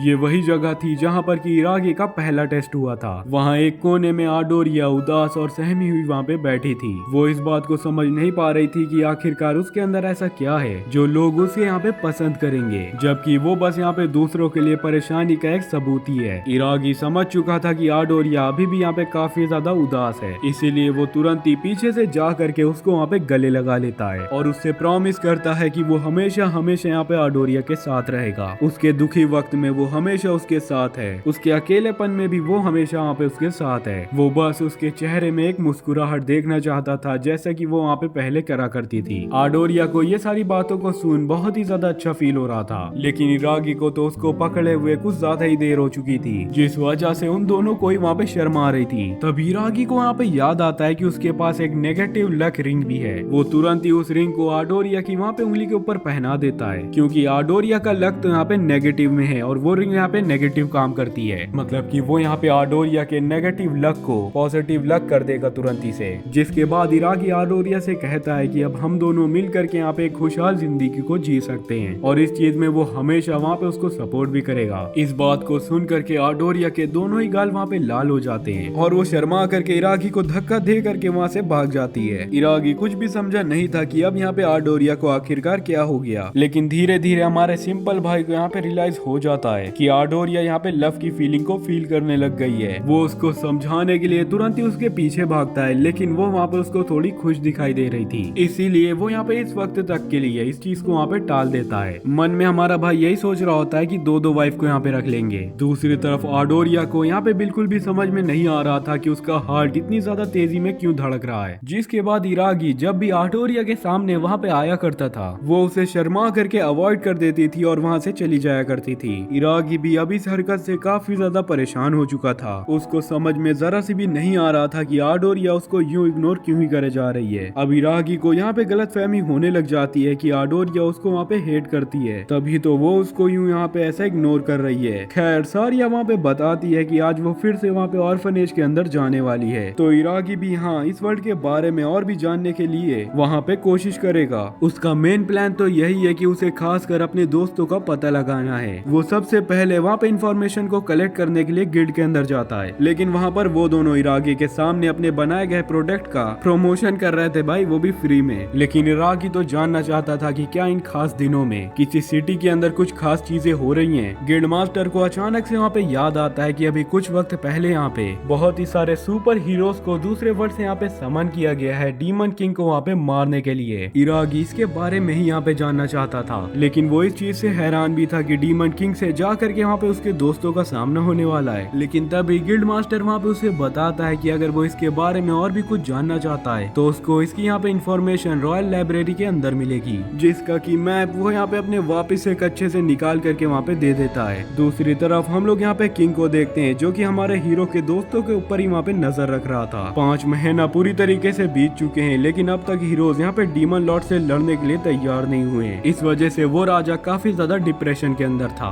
अगर वो डीमन लॉर्ड यहाँ पे गलती से जाग गया तो हमें आकर के कौन यहाँ पे बचाएगा। जादूगर आकर के कहता है डियर किंग समन किए गए सारे स्टूडेंट्स यहाँ पे जा करके डीमन लॉर्ड से लड़ना चाहते हैं, लेकिन जाकी उनको वहाँ पे लड़ने नहीं दे रहा। तभी वो मेज वहाँ पे उसे बताता है कि हमें यहाँ पे पार्वोडर एकेडमी के अंदर उन्हें वहाँ पे भेज देना चाहिए। वो ए रैंक एडवेंचरर्स की वहाँ पे एक एकेडमी है, वहाँ पे ये सभी लोग अच्छे से ट्रेन हो जाएंगे। एंड वैसे भी सारे किए गए हुए एडवेंचरर्स यहाँ पे एक बच्चे ही हैं, तो उन्हें फुसलाना भी हमारे लिए काफी ज्यादा आसान है। लेकिन किंग को वहाँ पे शक था कि वो लोग मिल करके उनकी बात वहाँ पे नहीं मानेंगे, तो जादूगर तुरंत ही किंग को वहाँ पे एक जादुई ब्रेसलेट दिखाता है। उतने में ही हमारी सीन वहाँ पे शिफ्ट होती है एंड हम लोग वहाँ पे इरागी को देखते हैं जो रॉयल एकेडमी के अंदर जा करके डीमन लॉर्ड के बारे में वहाँ पे कुछ रिसर्च कर रहा था। उसको हर एक किताब के अंदर वहाँ पे शैतान दिखाया गया है, पर इरागी भी यहाँ पे इस चीज को भली बात ही जानता था कि इंसान भी यहाँ पे किसी शैतान से कम है क्या। इसीलिए वो यहाँ पे इस चीजों में काफी ज्यादा कंफ्यूज है कि आखिर यहाँ पे इनमें सही कौन है। वो ऐसे ही नई नई किताबों को वहाँ पे पढ़ता चला जा रहा था। पते की बात पता है क्या है भाइयों, यहाँ पे उसको नई नई स्किल्स भी मिलती जा रही थी। वो कई सारी किताबों के पन्ने वहाँ पे तेजी से पलटने लग जाता है और उसको उतनी ही तेजी से वहाँ पे स्किल्स मिलना शुरू हो जाती हैं, क्योंकि ये वही स्पेशल स्किल थी जो कि गॉड ने उसको यहाँ पे समन करने से पहले दिया था। इतनी ज्यादा बुक को रीड कर लेने के बाद भी इराकी को कुछ भी वहाँ पे ठीक ठाक नहीं मिलता।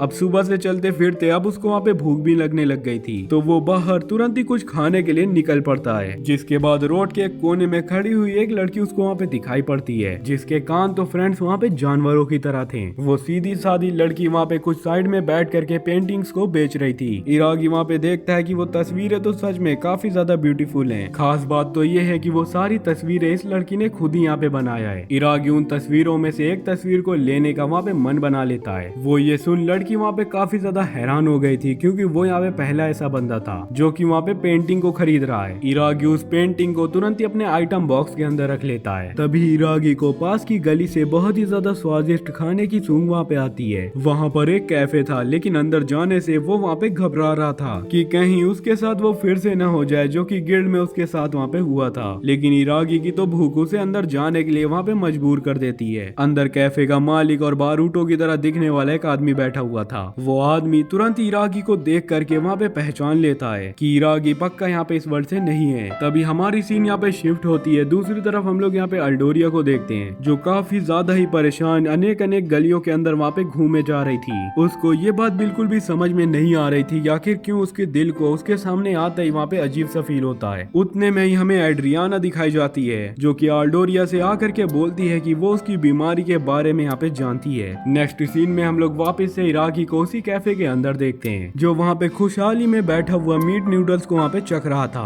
अरे वाह, कितना ज्यादा स्वादिष्ट खाना है, इसको तो मैंने 6-7 महीनों के बाद खाया होगा। इस आदमी का नाम यहाँ पे रेंस है, यहाँ का एक नॉर्मल सिटीजन। उसने इराकी को देखते ही पहचान लिया था कि वो यहाँ पे इस वर्ल्ड से तो पक्का नहीं है, यानी जरूर तुम यहाँ पे एक एडवेंचरर हो जो कि बाहर से समन किए गए हो। इराकी उससे सारी बातें बताता है कि वो हाल ही में ही एक ऑफिशियल एडवेंचरर बना है। इराकी के नाम से रेंस को वहाँ पे लगता है कि इराकी यहाँ पे नॉर्थन नेशन से है, जहाँ के तो वॉरियर्स काफी ज्यादा ही वहाँ पे पावरफुल होते हैं। इराकी भी उसकी सारी बातों में हाँ में हाँ किए जा रहा था। इराकी को तो बस इस बात का डर था कि इन दोनों को उसके बारे में न पता चल जाए कि उसके पास इतनी ज्यादा खतरनाक पावर्स हैं। दूसरी तरफ हम लोग एड्रियाना और आडोरा को देखते हैं। एड्रियाना आडोरा को बताती है कि वो यहाँ पे हमारे हीरो के प्यार के अंदर पागल हो चुकी है। ये बात तो मानने के लिए आडोरा वहाँ पे तैयार ही नहीं हो रही थी। वो बेचारी तो बस वहाँ पे लगातार शर्मा ही जा रही थी। तो एड्रियाना उससे वहाँ पे पूछती है कि तुम्हारे लेफ्ट हैंड में यहाँ पे जो रिंग पहनी हुई हो तुम, इसका ऐसे पहनाना ये यहाँ पे कैसे ही मतलब होगा।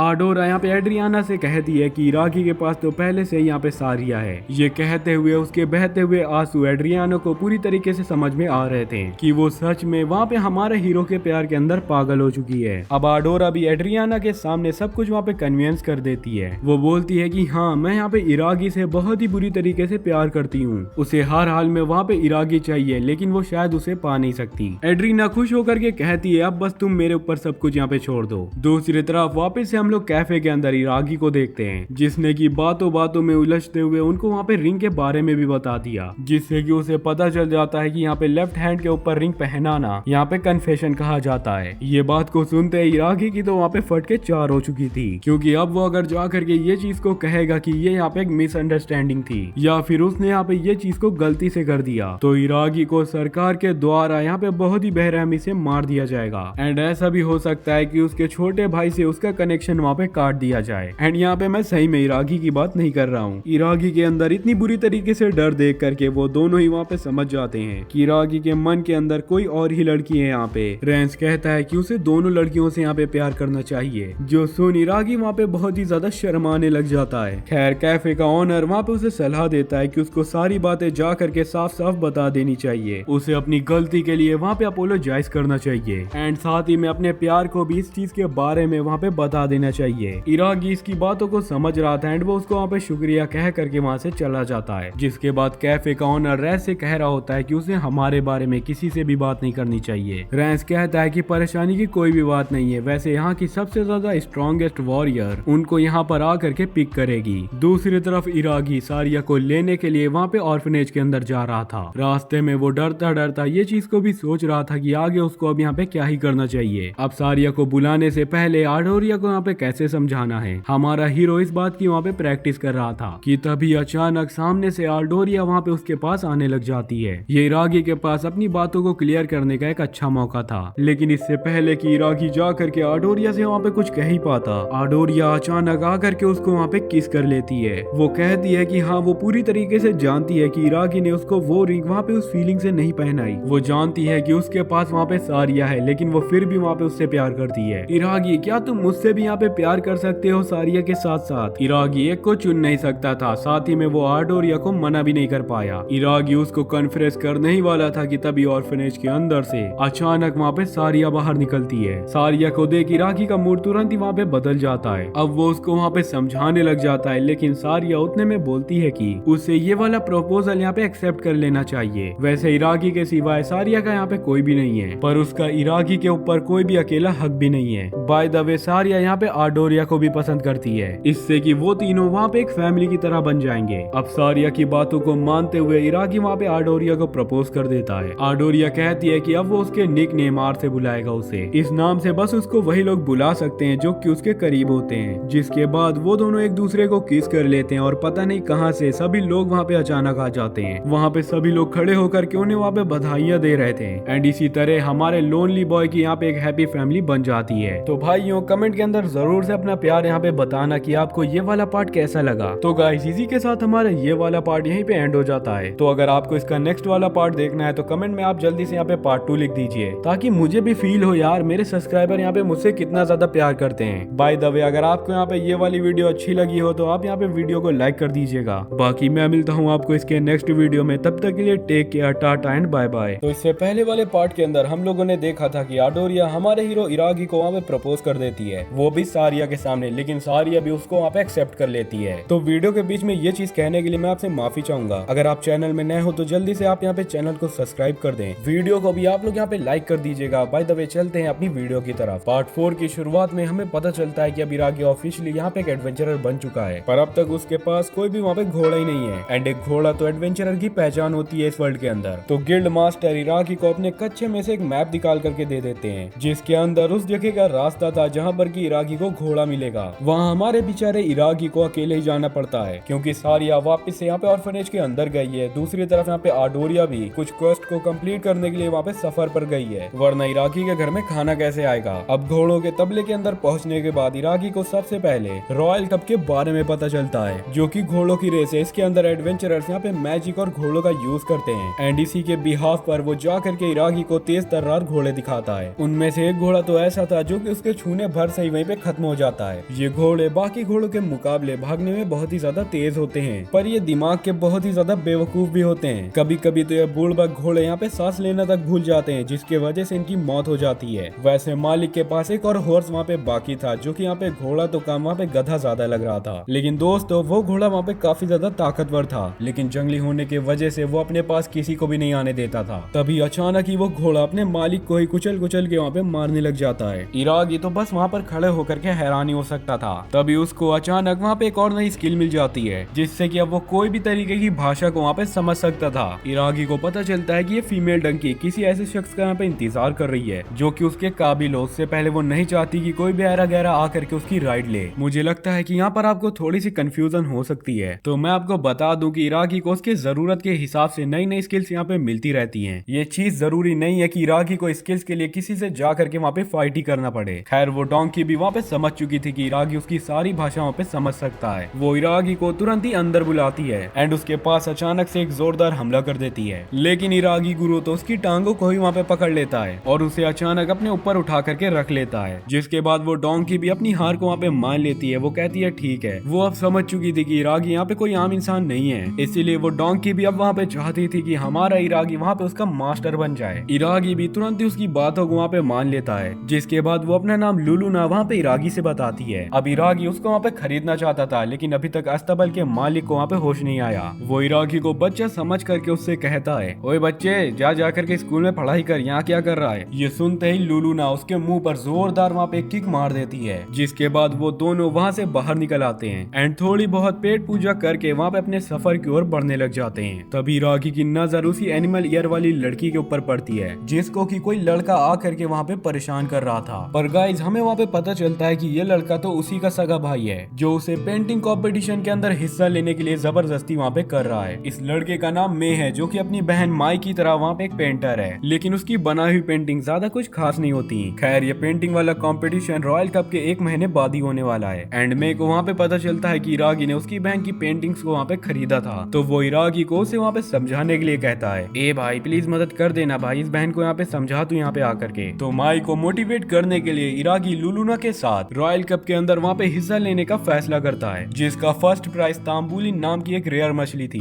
अब खाने का नाम सुन करके लुलुना भी बिल्कुल से वहाँ पे एक्साइटेड हो जाती है एंड देखते ही देखते वो रेस का दिन भी हमारे यहाँ पे दोस्तों बहुत ही ज्यादा जल्दी आ जाता है। यहाँ पर आडोरिया और सारिया भी इन्हें यहाँ पे चेयर अप करने के लिए आई हुई थी, लेकिन देखने से तो ये रेस यहाँ पे इतनी ज्यादा आसान नहीं होने वाली थी, क्योंकि इस बार के कैंडिडेट्स यहाँ पे बहुत ही जोर में लग रहे होते हैं। क्योंकि वेलकरी अरोरा यहाँ पे बताती है कि यहाँ पे जो सेकंड प्राइज में रखा गया है जो सामान, वो यहाँ पे और कोई नहीं बल्कि हॉट पिक्स है एंड फर्स्ट प्राइज में तो तुम्हें सारी वेलकरीज के साथ एक दिन बिताने के लिए मिलेगा, जो कि ये प्राइज लुलुना और इरागी को बहुत ही घटिया लगता है, इसीलिए वो लोग अपनी तांबुली के ऊपर ही वहाँ पे फोकस करेंगे। पर दूसरी तरफ ये प्राइज को सुन करके तो दोस्तों वहाँ पे पूरे के पूरे लोग उछल पड़ते हैं। यहाँ मे और माई भी उन्हें यहाँ पे सपोर्ट करने के लिए आए हुए थे। अब रेस यहाँ पे शुरू हो जाती है, इन्हें पूरे स्टेडियम का चक्कर लगा करके वापस यहीं पर आना था। रेस की शुरुआत में ही वहाँ पे कुछ घोड़े कैनन की आवाज सुन करके ही वहाँ पे मर जाते हैं, लेकिन इससे भी बेबदतर हालात हमारे इराकी के घोड़े के थे, क्योंकि लुलुना तो यहाँ पे रेस के अंदर भाग ही नहीं पा रही थी, वो बहुत ही बुरी तरीके से हफ रही थी। वो 5th प्राइज तांबुली के लिए इतना ज्यादा एक्साइटेड थी कि फ्रेंड्स यहाँ पे उसने सुबह से कुछ भी नहीं खाया, जिसके वजह से लुलुना को अब यहाँ पर भूख लग रही है। इनका ऐसा इनएक्टिव बिहेवियर देख करके ग्राउंड में सभी लोग इनके ऊपर गुस्सा हो जाते हैं। इरागी अपने आइटम बॉक्स के अंदर कुछ खाने लायक वहाँ पे ढूंढता है, तभी उसको फ्रूट ऑफ एवोल्यूशन का वहाँ पे एक बीज मिल जाता है, जिसको कि वो उठा करके तुरंत ही लुलुना को वहाँ पे खिला देता है। लेकिन आगे रेस तो बहुत ही ज्यादा इंटेंस हो चुकी थी। एक कैंडिडेट अपने वुल्फ विसल से कई सारे मॉन्स्टर्स को वहाँ पे बुला लेती है, लेकिन हालात तो जब बुरे हुए थे जब उन सभी मॉन्स्टर्स के बीच वहाँ पे ए रैंक का मॉन्स्टर भी आ जाता है। हर कोई इस रेस से यहाँ पे पीछे हट रहा था। वेलकरीज भी यहाँ पे इस रेस को कैंसिल करने वाली थी, लेकिन पीछे से कोई एक एडवेंचरर अपने गधे के ऊपर सवार होकर के बहुत ही रॉकेट स्पीड में आ रहा था। उसको देख पूरे स्टेडियम के अंदर एक नई जान वहाँ पे भर जाती है। वो हमारा इरागी था, किसी को भी वहाँ पे शक नहीं होता कि उसकी पूरी तरीके से फटी हुई पड़ी है। उस फ्रूट ऑफ एवोल्यूशन को खाने के बाद लुलुना अपने ऊपर वहाँ पे कंट्रोल नहीं कर पा रही थी। वो तेजी में उन्हीं सारे वुल्फ के बीच ही में वहाँ पे कूद जाती है एंड बिना लड़े सभी लोगों को पीट पाट करके वहाँ पे जीत जाती है। ये देख कर माई को भी काफी ज्यादा वहाँ पे हिम्मत मिली थी। अब उसको ये चीज देख करके पूरा साफ हो चुका है कि उसको कंपटीशन के अंदर क्या चीज बनानी है। वैसे एक बुरी खबर है, ये दोनों लोग गलती से वहाँ पे फर्स्ट प्राइज ले चुके हैं, यानी कि अब उन लोगों को तांबुली बिल्कुल भी नहीं मिलेगी। इसीलिए लुलुना बच्चों की तरीके से वहाँ पे रोने लग जाती है। इरागी उसको सहला करके समझाता है क्या हुआ अगर हम लोग यहाँ पे तांबुली नहीं जीत पाए, अभी तो हमारी लाइफ के अंदर ऐसी बहुत सारी चीजें बाकी है ना, जिन खानों को जा करके हम लोग धीरे धीरे यहाँ पे ट्राई करेंगे। सही बात है ना लुलुना, मैं तुमसे वादा करता हूँ कि हम लोग अगली बार जरूर यहाँ पे जीतेंगे 5th प्राइज में। लुलुना इरागी को गले लगा लेती है और उसको पकड़ करके रोने भी लग जाती है। उतने में दोस्तों हम लोग देखते हैं कि लुलुना का भी अपीयरेंस यहाँ पे चेंज हो रहा है, जिसके बाद वो सुंदर सी बिना किसी कपड़ों वाली लड़की के ऊपर बदल जाती है। आडोरिया ने इरागी को उसके साथ बैठा हुआ वहाँ पे देख लिया था, जिसके वजह से आडोरिया इरागी को वहाँ पे गलत समझ लेती है, लेकिन इरागी समझाता है कि ये शायद से यहाँ पे फ्रूट ऑफ एवोल्यूशन की वजह से हुआ है। आडोरिया ऐसी फालतू की बातें सुन करके वहाँ पे कन्विंस नहीं होती, तो सारिया उसे सारी चीजें एक्सप्लेन करती है कि वो भी पहले यहाँ पे गोरिल्ला थी, लेकिन फ्रूट ऑफ एवोल्यूशन खा लेने के बाद वो भी यहाँ पे इसी तरीके से एक इंसान बन गई। आडोरिया को ये चीज देख करके वहाँ पे चक्कर आ रहे थे। वो लुलुना को अपने साथ ले जाती है एंड 20 मिनट के बाद उसके प्रेजेंस को पूरी तरीके से वहाँ पे चेंज कर देती है। अब जब वो लोग वहाँ पे अपनी खुशी को मना ही रहे थे, तभी वहाँ पे 2 वेलकरीज आ जाती हैं और आकर के इरागी को वहाँ पे अरेस्ट कर लेती हैं। ना उसको पता है कि उसको अरेस्ट क्यों किया जा रहा है और ना वो लोग वहाँ पे उसे बताती हैं। इरागी बस ये कहता रह जाता है कि वो यहाँ पे बेकसूर है। दूसरी तरफ डीमन किंगडम के अंदर सभी आर्मी के मेंबर्स वहाँ पे आकर के खड़े हुए थे। यहाँ आज एक जरूरी बात के ऊपर चर्चा होने वाली है। आज डीमन लॉर्ड की बेटी लोटिया, उसे यही लगता है कि सालों से चली आ रही डीमन और ह्यूमंस के बीच की लड़ाई हमें यहाँ पे खत्म कर देनी चाहिए। ये बात तो यहाँ पे हैरान कर देने वाली थी कि ये सारी बात उसकी लड़की कह रही है, जिसके फादर को कई सालों पहले ह्यूमंस ने मिल करके वहाँ पे बेरहमी से मार दिया था। लूटिया को पता चलता है कि विम्बर किंग के राजा यहाँ पे डेमन्स के साथ समझौता करना चाहते हैं। तभी लिया डिस्कशन के बीच खड़ी होती है एंड सभी लोग को वहाँ पे बताती है कि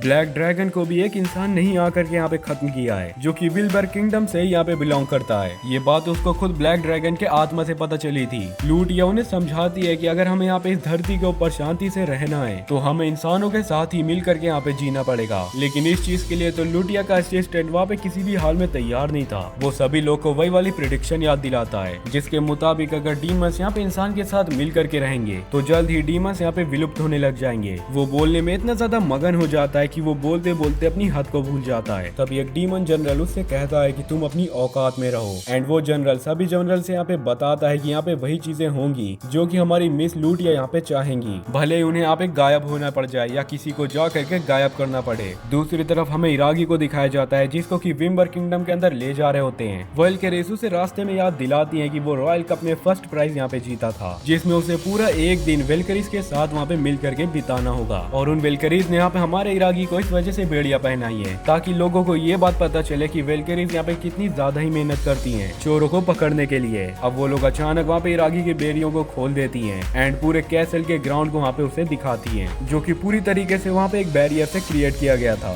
जिसकी वजह से कोई भी यहाँ पे अपने पूरे पोटेंशियल के ऊपर आ करके ट्रेनिंग कर सकता है। लेकिन लुइस किसी को भी अपने पोटेंशियल तक पहुँचने ही नहीं देती। वेलकरीज की लीडर लुइस यहाँ पर सभी लोग उससे वहाँ पे डरते हैं क्योंकि वो पूरे किंगडम के अंदर सबसे ज्यादा पावरफुल योद्धा है। इरागी ये चीज देख करके शॉक हो जाता है कि लुइस का हमला इतना ज्यादा तेज है कि वो एक ही फ्लो में सारी की सारी वेलकरीज को वहाँ पे गिरा देती है। जिसके बाद वो अचानक ही आकर के इरागी से भी वहाँ पे लड़ना चाहती थी। उसके लड़ने का तरीका देखने के बाद इरागी तो पहले ही वहाँ पे डर चुका था, लेकिन वो तो जबरदस्ती हमारे हीरो के हाथों में वहाँ पे तलवार पकड़ा देती है। लुइस के सारे किए गए हमलों को वहाँ पे हमारा इरागी अपने सिक्स सेंस से भी नहीं देख पा रहा था। हमें पता चलता है कि लुइस के पास कोई मैजिक या फिर कोई स्पेशल एबिलिटी नहीं है, लेकिन वो हमेशा से यहाँ पे एक पावरफुल तलवार बाज रही है। तभी अचानक से इरागी को वहाँ पे 3 और नई स्किल्स मिलती हैं जो कि है माइंड आई, रिफ्लेक्सेस और वर्ल्ड आई। अब इरागी लुइस के सारे मूव को तो वहाँ पे देख ही पा रहा था, लेकिन उसके साथ साथ उसकी बॉडी भी खुद ही वहाँ पे रिफ्लेक्ट कर रही थी, यहाँ तक कि वो लुइस की तलवार गिरा करके उसको वहाँ पे शॉक कर देता है। इस चीज को देख करके सारी लड़कियों का मुंह वहाँ पे खुला का खुला रह जाता है। इरागी को खुद भी वहाँ पे यकीन नहीं हो रहा था, जिसके बाद लुइस उसके सामने आकर के झुक जाती है और पूछती है कि क्या वो उसको यहाँ पे मास्टर पुकार सकती है, क्योंकि इरागी ने तो लुइस की वहाँ पे जान बचाई है। असल में लुइस अपनी शॉट की टेक्निक की वजह से बचपन से ही वहाँ पे बहुत ताकतवर थी, इसी के कारण उसके बराबर का तो कोई था ही नहीं और ना ही कोई उसकी वहाँ पे बराबरी करना चाहता था। लुइस इस चीज की वजह से काफी ज्यादा अकेली पड़ चुकी थी, पर आज इरागी ने उसको हरा करके आज उसकी जिंदगी बचा ली है। अब ये चीज को सुनने के बाद तो इरागी भी उसका मास्टर बनने के लिए तैयार हो जाता है, लेकिन वो उसे कुछ भी सिखा नहीं सकता क्योंकि इरागी को तो खुद सिखाना नहीं आता। तभी अचानक इरागी को गाइड करने वाली स्किल भी वहाँ पे मिल जाती है। अब लुइस आकर के इरागी से जिद करने लग गई थी। तभी मेड अचानक से सारे लोगों को वहाँ पे चिल्लाते हुए बता रही होती है अचानक किसी ने आकर के किंग के ऊपर घातक अटैक कर दिया है। लुइस तुरंत इरागी को ये सारी चीजों से दूर रहने के लिए कह देती है, लेकिन अब यहाँ तक आ जाने के बाद इरागी यहाँ पे पीछे कैसे हट सकता है भाई। वो अपनी वर्ल्ड आई से पूरे के पूरे कैसल को एक ही बार में स्कैन कर देता है, जिसके वजह से उसे वही कैलकुलेट के बारे में पता चल जाता है। वर्ल्ड आई से आप उन चीजों को बस देख ही नहीं बल्कि सारी चीजें उनके बारे में वहाँ पे निकाल सकते हो। इरागी को पता चलता है कि इस असासिन का नाम यहाँ पे ओलिगा है, जो कि सिर्फ और सिर्फ 8 साल की यहाँ पे बच्ची है। इरागी जाकर के उसे आसानी से वहाँ पे पकड़ लेता है। ओलिगा इरागी के ऊपर कोनाई से हमला कर वहाँ पे भागने की कोशिश करती है, लेकिन इरागी उसी के कोनाई से उसे वहाँ पे दीवार में टांग देता है और उसे बेहोश कर वेलकरीज को वहाँ पे सौंप देता है, जिसके बाद लॉर्ना उसकी इंटेरोगेशन करने वाली थी। तभी हमारे इरागी को पता चलता है कि अब बहुत देर हो चुकी है, किंग अब हमेशा के लिए यहाँ पे सो चुके हैं, क्योंकि ओलिगा ने जिस ड्रैगर से जा करके राजा के ऊपर वहाँ पे हमला किया था उसके चक्कर में अब किंग को कभी भी यहाँ पे होश नहीं आएगा। लेकिन इरागी को तो यकीन है जैसे कि उसने आडोरिया के कर्ज को वहाँ पे रिवर्स किया था उसी तरह वो किंग को भी बचा सकता है। लेकिन इरागी तो ये चीज देख करके हैरान हो जाता है कि किंग यहाँ पे और कोई नहीं बल्कि रान से ही था, जिसने की खाने की शॉप के अंदर बैठ करके उसको लव की एडवाइस दी थी। एंड जिस स्ट्रॉन्गेस्ट वॉरियर का वो वहाँ पे बैठ करके वेट कर रहा था वो और कोई नहीं बल्कि लुइस ही थी। खैर तभी वहाँ पे लुइस का भाई फ्लोरियो आ जाता है, जो कि उनकी कंट्री के अंदर के मैजिक डिवीजन का लीडर है। उन लोगों ने मिलकर के किंग के घाव को वहाँ पे भर दिया है, लेकिन उसके कर्ज को काटने के लिए उनके पास कोई भी उपाय नहीं है। इरागी भी अपनी पूरी कोशिश करता है, लेकिन वो बेचारा तो जानता नहीं था कि कर्ज को कैसे यहाँ पे हटाया जाता है। यहाँ तक कि इरागी को ये भी नहीं पता था कि कर्ज यहाँ पे दिखती कैसी है। उतने में इरागी को मैजिक क्रिएशन नाम की एक और स्किल वहाँ पे मिलती है एंड सरप्राइजिंगली वो कर्ज वहाँ पे उसी मैजिक से टूट जाता है एंड वहाँ पर किंग को भी होश आ जाता है। किंग भी इरागी को यहाँ पर देख करके हैरान हो चुके थे, जिस पर फ्लोरियो किंग से बताता है कि इरागी वो शख्स है जिसने की आकर के उनके ऊपर लगे हुए कर्ज को वहाँ पे हटाया है, जिसके बदले में फ्लोरियो मतलब कि किंग वहाँ पे इरागी को कोई गिफ्ट देने वाले थे, पर इरागी को वहाँ पे कुछ भी नहीं चाहिए था। वो लगातार जिद करने लगते हैं, जिस पर इरागी वहाँ पे कुछ मांग ही लेता है। दूसरी तरफ काइजर किंगडम के अंदर किंग बार्बाडोर ने सारे स्टूडेंट्स को वहाँ पे अपने अकेडमी के अंदर बुलवाया था। एंड अब तक कुछ बच्चे उनमें से समझ भी जाते हैं कि किंग के बताए हुए मकसद को हमारे मकसद से कंपेयर करें तो वो दोनों यहाँ पे बिल्कुल अलग हैं। दूसरी ओर किंग और इरागी बैठ करके एक साथ वहाँ पे बात ले रहे थे।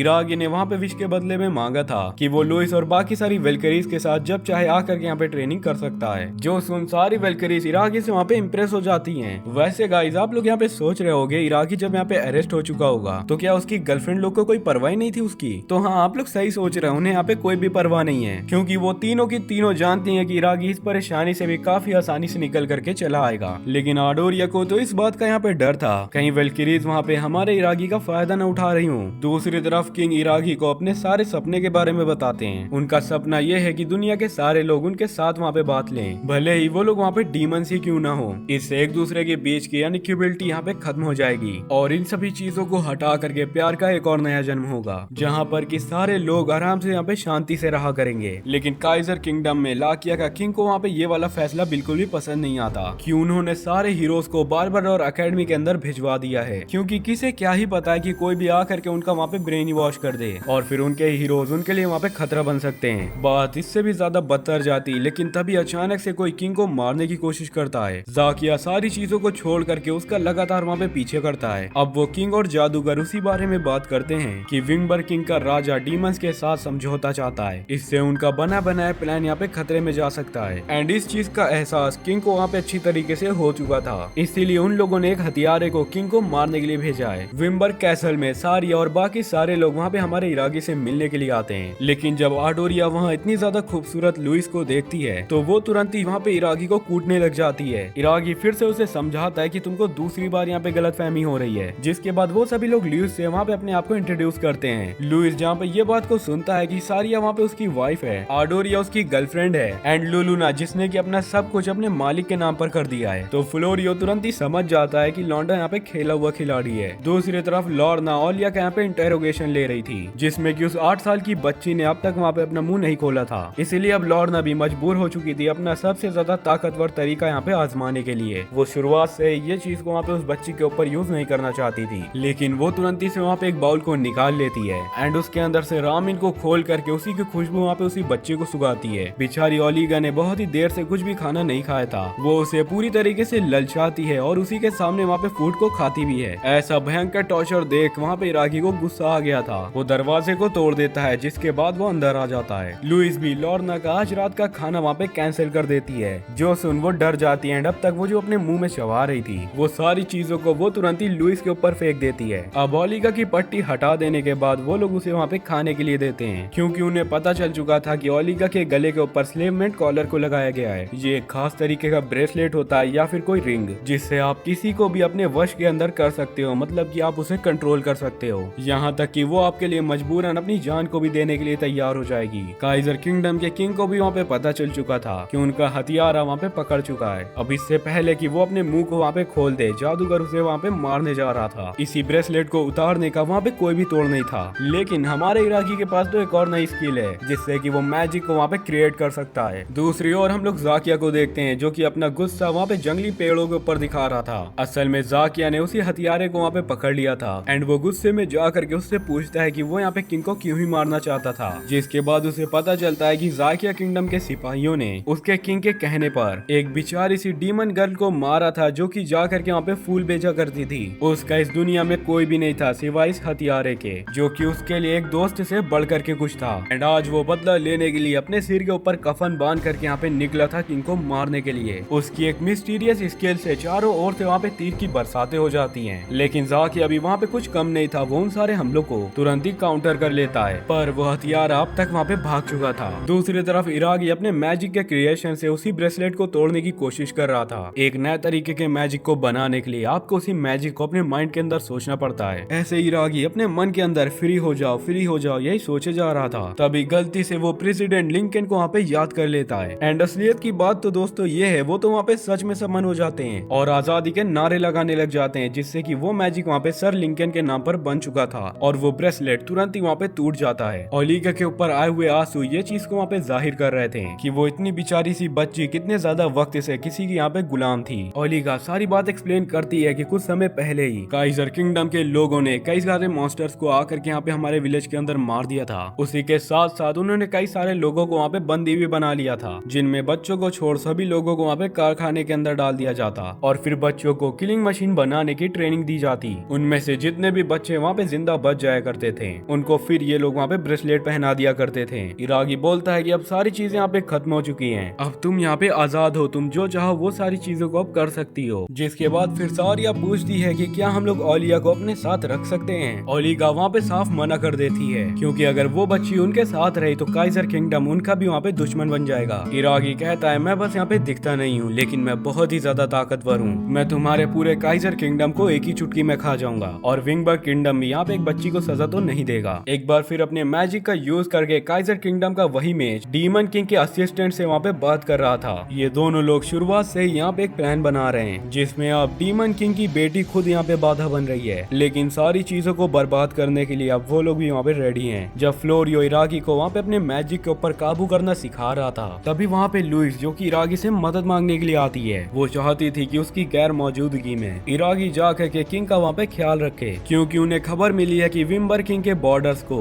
डीमन लोगों ने पूरी तरीके से वहाँ पे घेर लिया है। इसीलिए सारी वेल्किरीज तुरंत यहाँ पे रवाना हो रही है उनको वहाँ पे रोकने के लिए। इस युद्ध को खत्म होने में शायद यहाँ पे 1 महीने से ज्यादा का वक्त लग जाएगा। वेल्किरीज तुरंत ही वहाँ पे बॉर्डर के लिए निकल पड़ती हैं एंड इरागी कैसल के अंदर मैजिक को कंट्रोल करना सीख रहा था, जिस बीच उसे 2 और वहाँ पे नई स्किल्स मिल जाती हैं। इरागी अब हमारी तरह यहाँ पे परेशान हो चुका था, अगर उसे इसी तरीके से बार बार स्किल्स मिलती रहेंगी तो वो बेचारा तो वहाँ पे मॉन्स्टर ही बन जाएगा। तभी गिल्ड मास्टर इरागी से मिलने के लिए वहाँ पे एक जादूगर के साथ आते हैं। उनको देख करके फ्लोरियो तुरंत ही उनके कदमों के नीचे गिर जाता है। वो उसी बुढ़े का बहुत ही बड़ा फैन है। यहाँ पे ये चच्चा जी और कोई नहीं बल्कि अब तक के सबसे ज्यादा स्ट्रॉन्गेस्ट जादूगर हैं। फ्लोरियो इन इंसान के लिए इतना ज्यादा पागल है कि उसने इस इंसान की लिखी हुई बुक 3-3 बार यहाँ पे खरीदी है। लेकिन सवाल तो ये उठता है कि इतना ज्यादा बड़ा महान जादूगर आखिरकार इनके छोटे से किंगडम के अंदर यहाँ पे क्या ही कर रहा है। इनका नाम बारनाबॉस है। इनको देख करके किंग भी इनके कदमों के नीचे झुक जाता है, क्योंकि एक वक्त पर किंग यहाँ पे इनके स्टूडेंट हुआ करते थे। खैर बारनाबॉस यहाँ पे अपने अकेडमी के स्टूडेंट के बारे में बात करने के लिए आए हैं। बारमाडोर अकेडमी के ही यहाँ पे प्रेसिडेंट है। हाल ही में काइजर किंगडम से कुछ हीरोज जो कि कुछ ही वक्त पहले दूसरी दुनिया से यहाँ पे बुलाए गए हैं, उनको यहाँ पे बारबाडोर मैजिक अकेडमी के अंदर ट्रेनिंग के लिए भेजा गया है। जब से ये लोग उसी अकेडमी के अंदर आए हैं, अकेडमी के अंदर बहुत सी चीजें बहुत ही ज्यादा यहाँ पे अजीब हो रही हैं। दूसरी दुनिया के बारे में सुन इरागी बस उनसे वहाँ पे पूछने ही वाला था कि तभी अचानक एक सिपाही आकर के किंग को बताने के लिए आता है कि 5000 बॉस लेवल के लोगों ने उनके कैसल के ऊपर वहाँ पे हमला कर दिया है, और तो और यहाँ वेल्करीज भी नहीं है उनको बचाने के लिए। वहाँ बॉर्डर पूरी तरीके से मॉन्स्टर से घिरा हुआ होता है। लुइस अपनी गॉड ऑफ वाटर स्वॉर्ड से एक स्ट्राइक पल क्रिएट करती है, जो कि जा करके मॉन्स्टर्स को वहाँ पे मारने लग जाती है, जिसके बाद सारी वेल्करीज भी उन सभी मॉन्स्टर्स के ऊपर वहाँ पे टूट पड़ती हैं। उनके साथ ब्लैक पेलिडियन भी था, जो कि लुइस के इतना ही ताकतवर माना जाता है। अब इस लड़ाई के बीच उन्हें वहाँ पे पता चलता है कि कैसल के ऊपर भी वहाँ पे हमला हो चुका है। ये तमाशा असिस्टेंट जादूगर के साथ वहाँ पे देख रहा था। उसने ब्लैक पेलिडियन और लुइस को बॉर्डर के ऊपर यहाँ पे फंसा दिया है। अब किंग को यहाँ पे कौन बचाएगा, और जो शायद यहाँ पे खतरा बन सकते हैं वो भी इतनी बड़ी आर्मी के पैरों तले कुचल दिए जाएंगे। गाइस वो लोग सच में बहुत ज्यादा थे यहाँ पे। लुलू ना उन सभी को देख करके बहुत ही डर गई थी। अगर डीमन ने इस पूरे वर्ल्ड को खत्म कर दिया तो उसे अच्छा अच्छा खाना कहाँ पर मिलेगा। अब फूड को बचाने के लिए लुलू ना तो वहाँ पे गॉड से लड़ने के लिए भी तैयार थी, तो डीमन तो उसके पैरों तले भी नहीं आता। मतलब कि महल के अंदर जितने भी लोग थे वो सभी लोग वहाँ पे जोश के अंदर थे, जहाँ दूसरी तरफ गिल्ड के लोग भी इस चीज में पूरा सहयोग देंगे। हर कोई खुशी खुशी जा करके मॉन्स्टर्स के ऊपर वहाँ पे टूट पड़ता है। अब गिल्ड मास्टर तो भैया यहाँ पे साइतामा ही बन चुका था, एक एक मुक्के में यहाँ पे मॉन्स्टर की फाड़ के फेंक दे रहा था। ऐसी ताकत की उम्मीद गिल्ड मास्टर से इराकी को कभी भी नहीं थी। वहाँ एक इंसान नहीं बल्कि हर कोई इंसान वहाँ पे कमाल कर रहा था। यहाँ हम लोग उस रेस्टोरेंट के मालिक को भी देखते हैं, जिसे हमने पहले वाले पार्ट के अंदर रांझे के साथ देखा था। ये चच्चा जी असल में यहाँ पे एक लेजेंडरी असेसियन है, जो कि बीस्ट किंग को अपनी कुल्हाड़ी से ही वहाँ पे काट करके फेंक देते हैं। अब बारनाबॉस भी मॉन्स्टर के ऊपर अपर स्ट्राइक करके वहाँ पर एक बहुत ही ह्यूज पोर्टल को क्रिएट कर देता है, जिसके की अंदर सारे के सारे मॉन्स्टर्स वहाँ पे कैद हो जाते हैं। लेकिन डीमंस तो खत्म होने का वहाँ पे नाम ही नहीं लेते हैं। देखते ही देखते 2 गुना डीमंस वहाँ पे और आ जाते हैं। अब लड़ाई को जीतना तो वहाँ पे मुश्किल हो चुका था। सभी के सभी लोग वहाँ पे बहुत ही बुरी तरीके से थक चुके थे, और अब ये मॉन्स्टर्स पहले के मॉन्स्टर के मुकाबले बहुत ही ताकतवर थे। साइची अपनी पावर का यूज करके एक बड़ा हमला वहाँ पे कर सकता है, लेकिन इस चीज के अंदर उसके दोस्तों की जान का भी वहाँ पे खतरा होगा। इरागी बहुत ही ज्यादा सोचता है कि वो आखिरकार यहाँ पे क्या कर सकता है। तभी उसको वहाँ पे एक आइडिया आता है। वो तुरंत ही से लेडी ऑफ जजमेंट को वहाँ पे समन कर लेता है, लेकिन इससे भी भी वहाँ पे कुछ भी नहीं होता। इरागी इस चीज को समझ नहीं पा रहा था कि आखिरकार गलती यहाँ पे हो कहाँ रही है। तभी हम लोग वहाँ पे देखते हैं कि लेडी ऑफ जजमेंट वहाँ पे काम कर रही है। वो सिर्फ मास्टर्स के ऊपर वहाँ पे लाइटनिंग स्ट्राइक का यूज करके हमला करती है, लेकिन वो गिल्ड मास्टर और एलिसा के ऊपर भी वहाँ पे हमला करती है, क्योंकि ये यहाँ पे बैड इन्फ्लुएंस से काम कर रही थी। अब ऐसा करके सारे मास्टर्स वहाँ पे खत्म हो जाते हैं और ये सभी लोग मिल करके वहाँ पे उसी जंग को जीत जाते हैं। अब डीमन का तो असिस्टेंट वहाँ पे खड़े होकर के इस बात को पहचानने की कोशिश कर रहा था कि अचानक ये सब कैसे हो गया। तभी अचानक उसके ऊपर भी वहाँ पे बिजली गिर जाती है। बारमा इस चीज को जानता नहीं था कि इरागी इतना ज्यादा ताकतवर है, लेकिन अब तक वहाँ पे सब खत्म नहीं हुआ था। उसने जितने भी मॉन्स्टर्स को वहाँ पे मारा था उसके वजह से सारी की सारी स्किल्स आकर के इरागी को मिलने लग जाती हैं। इरागी वहाँ पे इसे रोकने की कोशिश करता है, क्योंकि वो इतना ज्यादा ताकतवर नहीं बनना चाहता था कि वो यहाँ पे एक मॉन्स्टर ही बन जाए। लेकिन अब बेचारे के पास इतनी ज्यादा स्किल्स हो चुकी हैं कि उन्हें संभालने के लिए इरागी बेचारे को वहाँ पे कैटेगरीज बांधनी पड़ेगी। खैर, अब लड़ाई के बाद इरागी ओलिगा के सिर को वहाँ पे सहलाता है, जैसा कि उसने लड़ाई से पहले वहाँ पे वादा किया था। ये देख बारनाबस भी वहाँ पे चाहता था कि इरागी आकर के उसके सर को भी वहाँ पे सहलाए। खैर, वो होश में आता है, इरागी को ऐसा टीचर अपनी एकेडमी को ज्वाइन करने का वहाँ पे ऑफर देता है। असल में वो इरागी की ऐसे इनक्रेडिबल पावर को देख करके वहाँ पे हैरान हो चुका था, या सिंपल वर्ड में बोला जाए तो वो वहाँ पे पागल हो चुका था। इसलिए बारमा वहाँ पे चाहता है कि इरागी ये वाला मैजिक अब उसको भी वहाँ पे सिखाए। लेकिन इरागी के पास तो इस ऑफर को मना करने की दो वजह थी। पहला कि लुइस से किया गया हुआ वो वादा जो कि उसने वहाँ पे पहले किया था, जब तक कि वो यहाँ पे किंगडम के अंदर वापस नहीं आ जाती इरागी यहाँ पे महल को छोड़ करके कहीं भी नहीं जा सकता, और वो सारी और बाकी सारे लोग को भी वहाँ पे अकेला नहीं छोड़ सकता है। बारमा बस थोड़ा सोचने के बाद वहाँ पे बोलता है कि वो इन सारे लोग को कुछ न कुछ वहाँ पे काम दे ही देगा। सब लोग इस चीज के लिए तैयार हो जाते हैं, तो इरागी भी वहाँ पे उनकी बात मान ही लेता है। अब बारबाडोर अकेडमी जाने के बाद क्या पता हमारे इरागी को वहाँ पे वक्त न मिले, इसलिए वो अपनी सारी वाइफ के साथ एक एक दिन वहाँ पे टाइम स्पेंड करता है। ओरिगा और साइची का रिश्ता यहाँ पे छोटी बहन और बड़े भाई के जैसे हो चुका था। अब बेचारी ओरिगा ने यहाँ पे थोड़े थोड़े नए दोस्त भी बना लिए थे। इरागी सारियों को तुरंत ही वहाँ पे थैंक यू कहता है कि उससे इतना ज्यादा प्यार करने के लिए, जिस पर इरागी कहता है कि मैं भी तुमसे बहुत ज्यादा प्यार करता हूँ। इस प्यारी सी बात को सुन करके सारिया तो वहाँ पे रो पड़ती है, जो देख ओरिया इरागी को तुरंत इसे डांट देती है। तभी आसमान में होते हुए वहाँ पे एक एयरप्लेन टाइप का कुछ गुजरता है, जिस पर कि हाल ही में हुए ड्राइंग कंपटीशन के विनर को बताया जाता है, जिसके अंदर की माई और मे भी थे। किंगडम के अंदर उन विजेताओं की बनाई गई तस्वीरों को दिखाया जाता है, जिस पर कि मे ने क्या बनाया होता है किसी को भी वहाँ पे समझ में नहीं आता, लेकिन माई ने तो इरागी और लुलुना की फोटो को बनाया था, जो देख करके इरागी वहाँ पे काफी ज्यादा इमोशनल हो जाता है। जिसके बाद हमारा हीरो माई से मिलता ही है, जहाँ पर उसे पता चलता है कि माई पेंटिंग की पढ़ाई करने के लिए एम्बेरिया के अंदर जा रही है, लेकिन वो ये चीज को वादा करती है कि जब वो यहाँ पे लौटेगी वो सबसे पहली तस्वीर यहाँ पे हमारे इरागी की ही बनाएगी। वेलकरीज भी लड़ाई को खत्म करके वहाँ पे किंगडम के अंदर वापस आ चुकी थी, एंड लुइस को पता चल जाता है कि इरागी बारमाबस के साथ बारबाडोर अकेडमी के अंदर जाने वाला है। इरागी उससे कहता है कि जब भी उसको वहाँ पे वक्त मिले वो उससे मिलने के लिए जरूर वहाँ पर आए। जिसके बाद सीन हमारी शिफ्ट होती है और हम लोग यहाँ पे डीमन किंग के असिस्टेंट को देखते हैं, जो टोपा कहीं का उस हमले के अंदर भी वहाँ पे जिंदा बच गया था। डीमन लॉर्ड को उसके ऊपर काफी ज्यादा ही गुस्सा आ रहा था, क्योंकि अब तक इतना ज्यादा टाइम बीत जाने के बाद भी वो उसे रिवाइव नहीं कर पाया है। एक विच वहाँ पे सलाह देती है कि उन्हें तुरंत ही बारबाडोर अकेडमी के अंदर वहाँ पे हमला कर देना चाहिए, क्योंकि वहाँ पर बहुत सी ऐसी चीजें हैं जो कि डीमन लॉर्ड को रिवाइव करने में तुम्हें परेशानियां देंगी, एंड उल्टी साइड वो तुम्हें यहाँ पे काम भी आ सकती हैं। तभी इरागी उस किंगडम में सभी लोग को अलविदा कर बारबाडोर अकेडमी के लिए निकल पड़ता है। उतने में उसकी गाड़ी के ऊपर कोई अजीब सा आदमी आ जाता है। एंड दोस्तों, इसी के साथ हमारा पार्ट 2 यहीं पे खत्म होता है। तो मैं आपसे यही आशा करूंगा कि आपको ये वाला पार्ट अच्छा लगा होगा। अगर आप लोग इसमें ज्यादा प्यार दिखाते हो तो मैं इसका पार्ट 3 भी बहुत ही ज्यादा जल्द डाल दूंगा। सो बाय द वे, तब तक के लिए मैं मिलता हूँ आपको नेक्स्ट वीडियो में। और हाँ भाइयों, अगर आप लोग ने यहाँ पे सब्सक्राइब नहीं किया है तो जरूर से करके जाइएगा।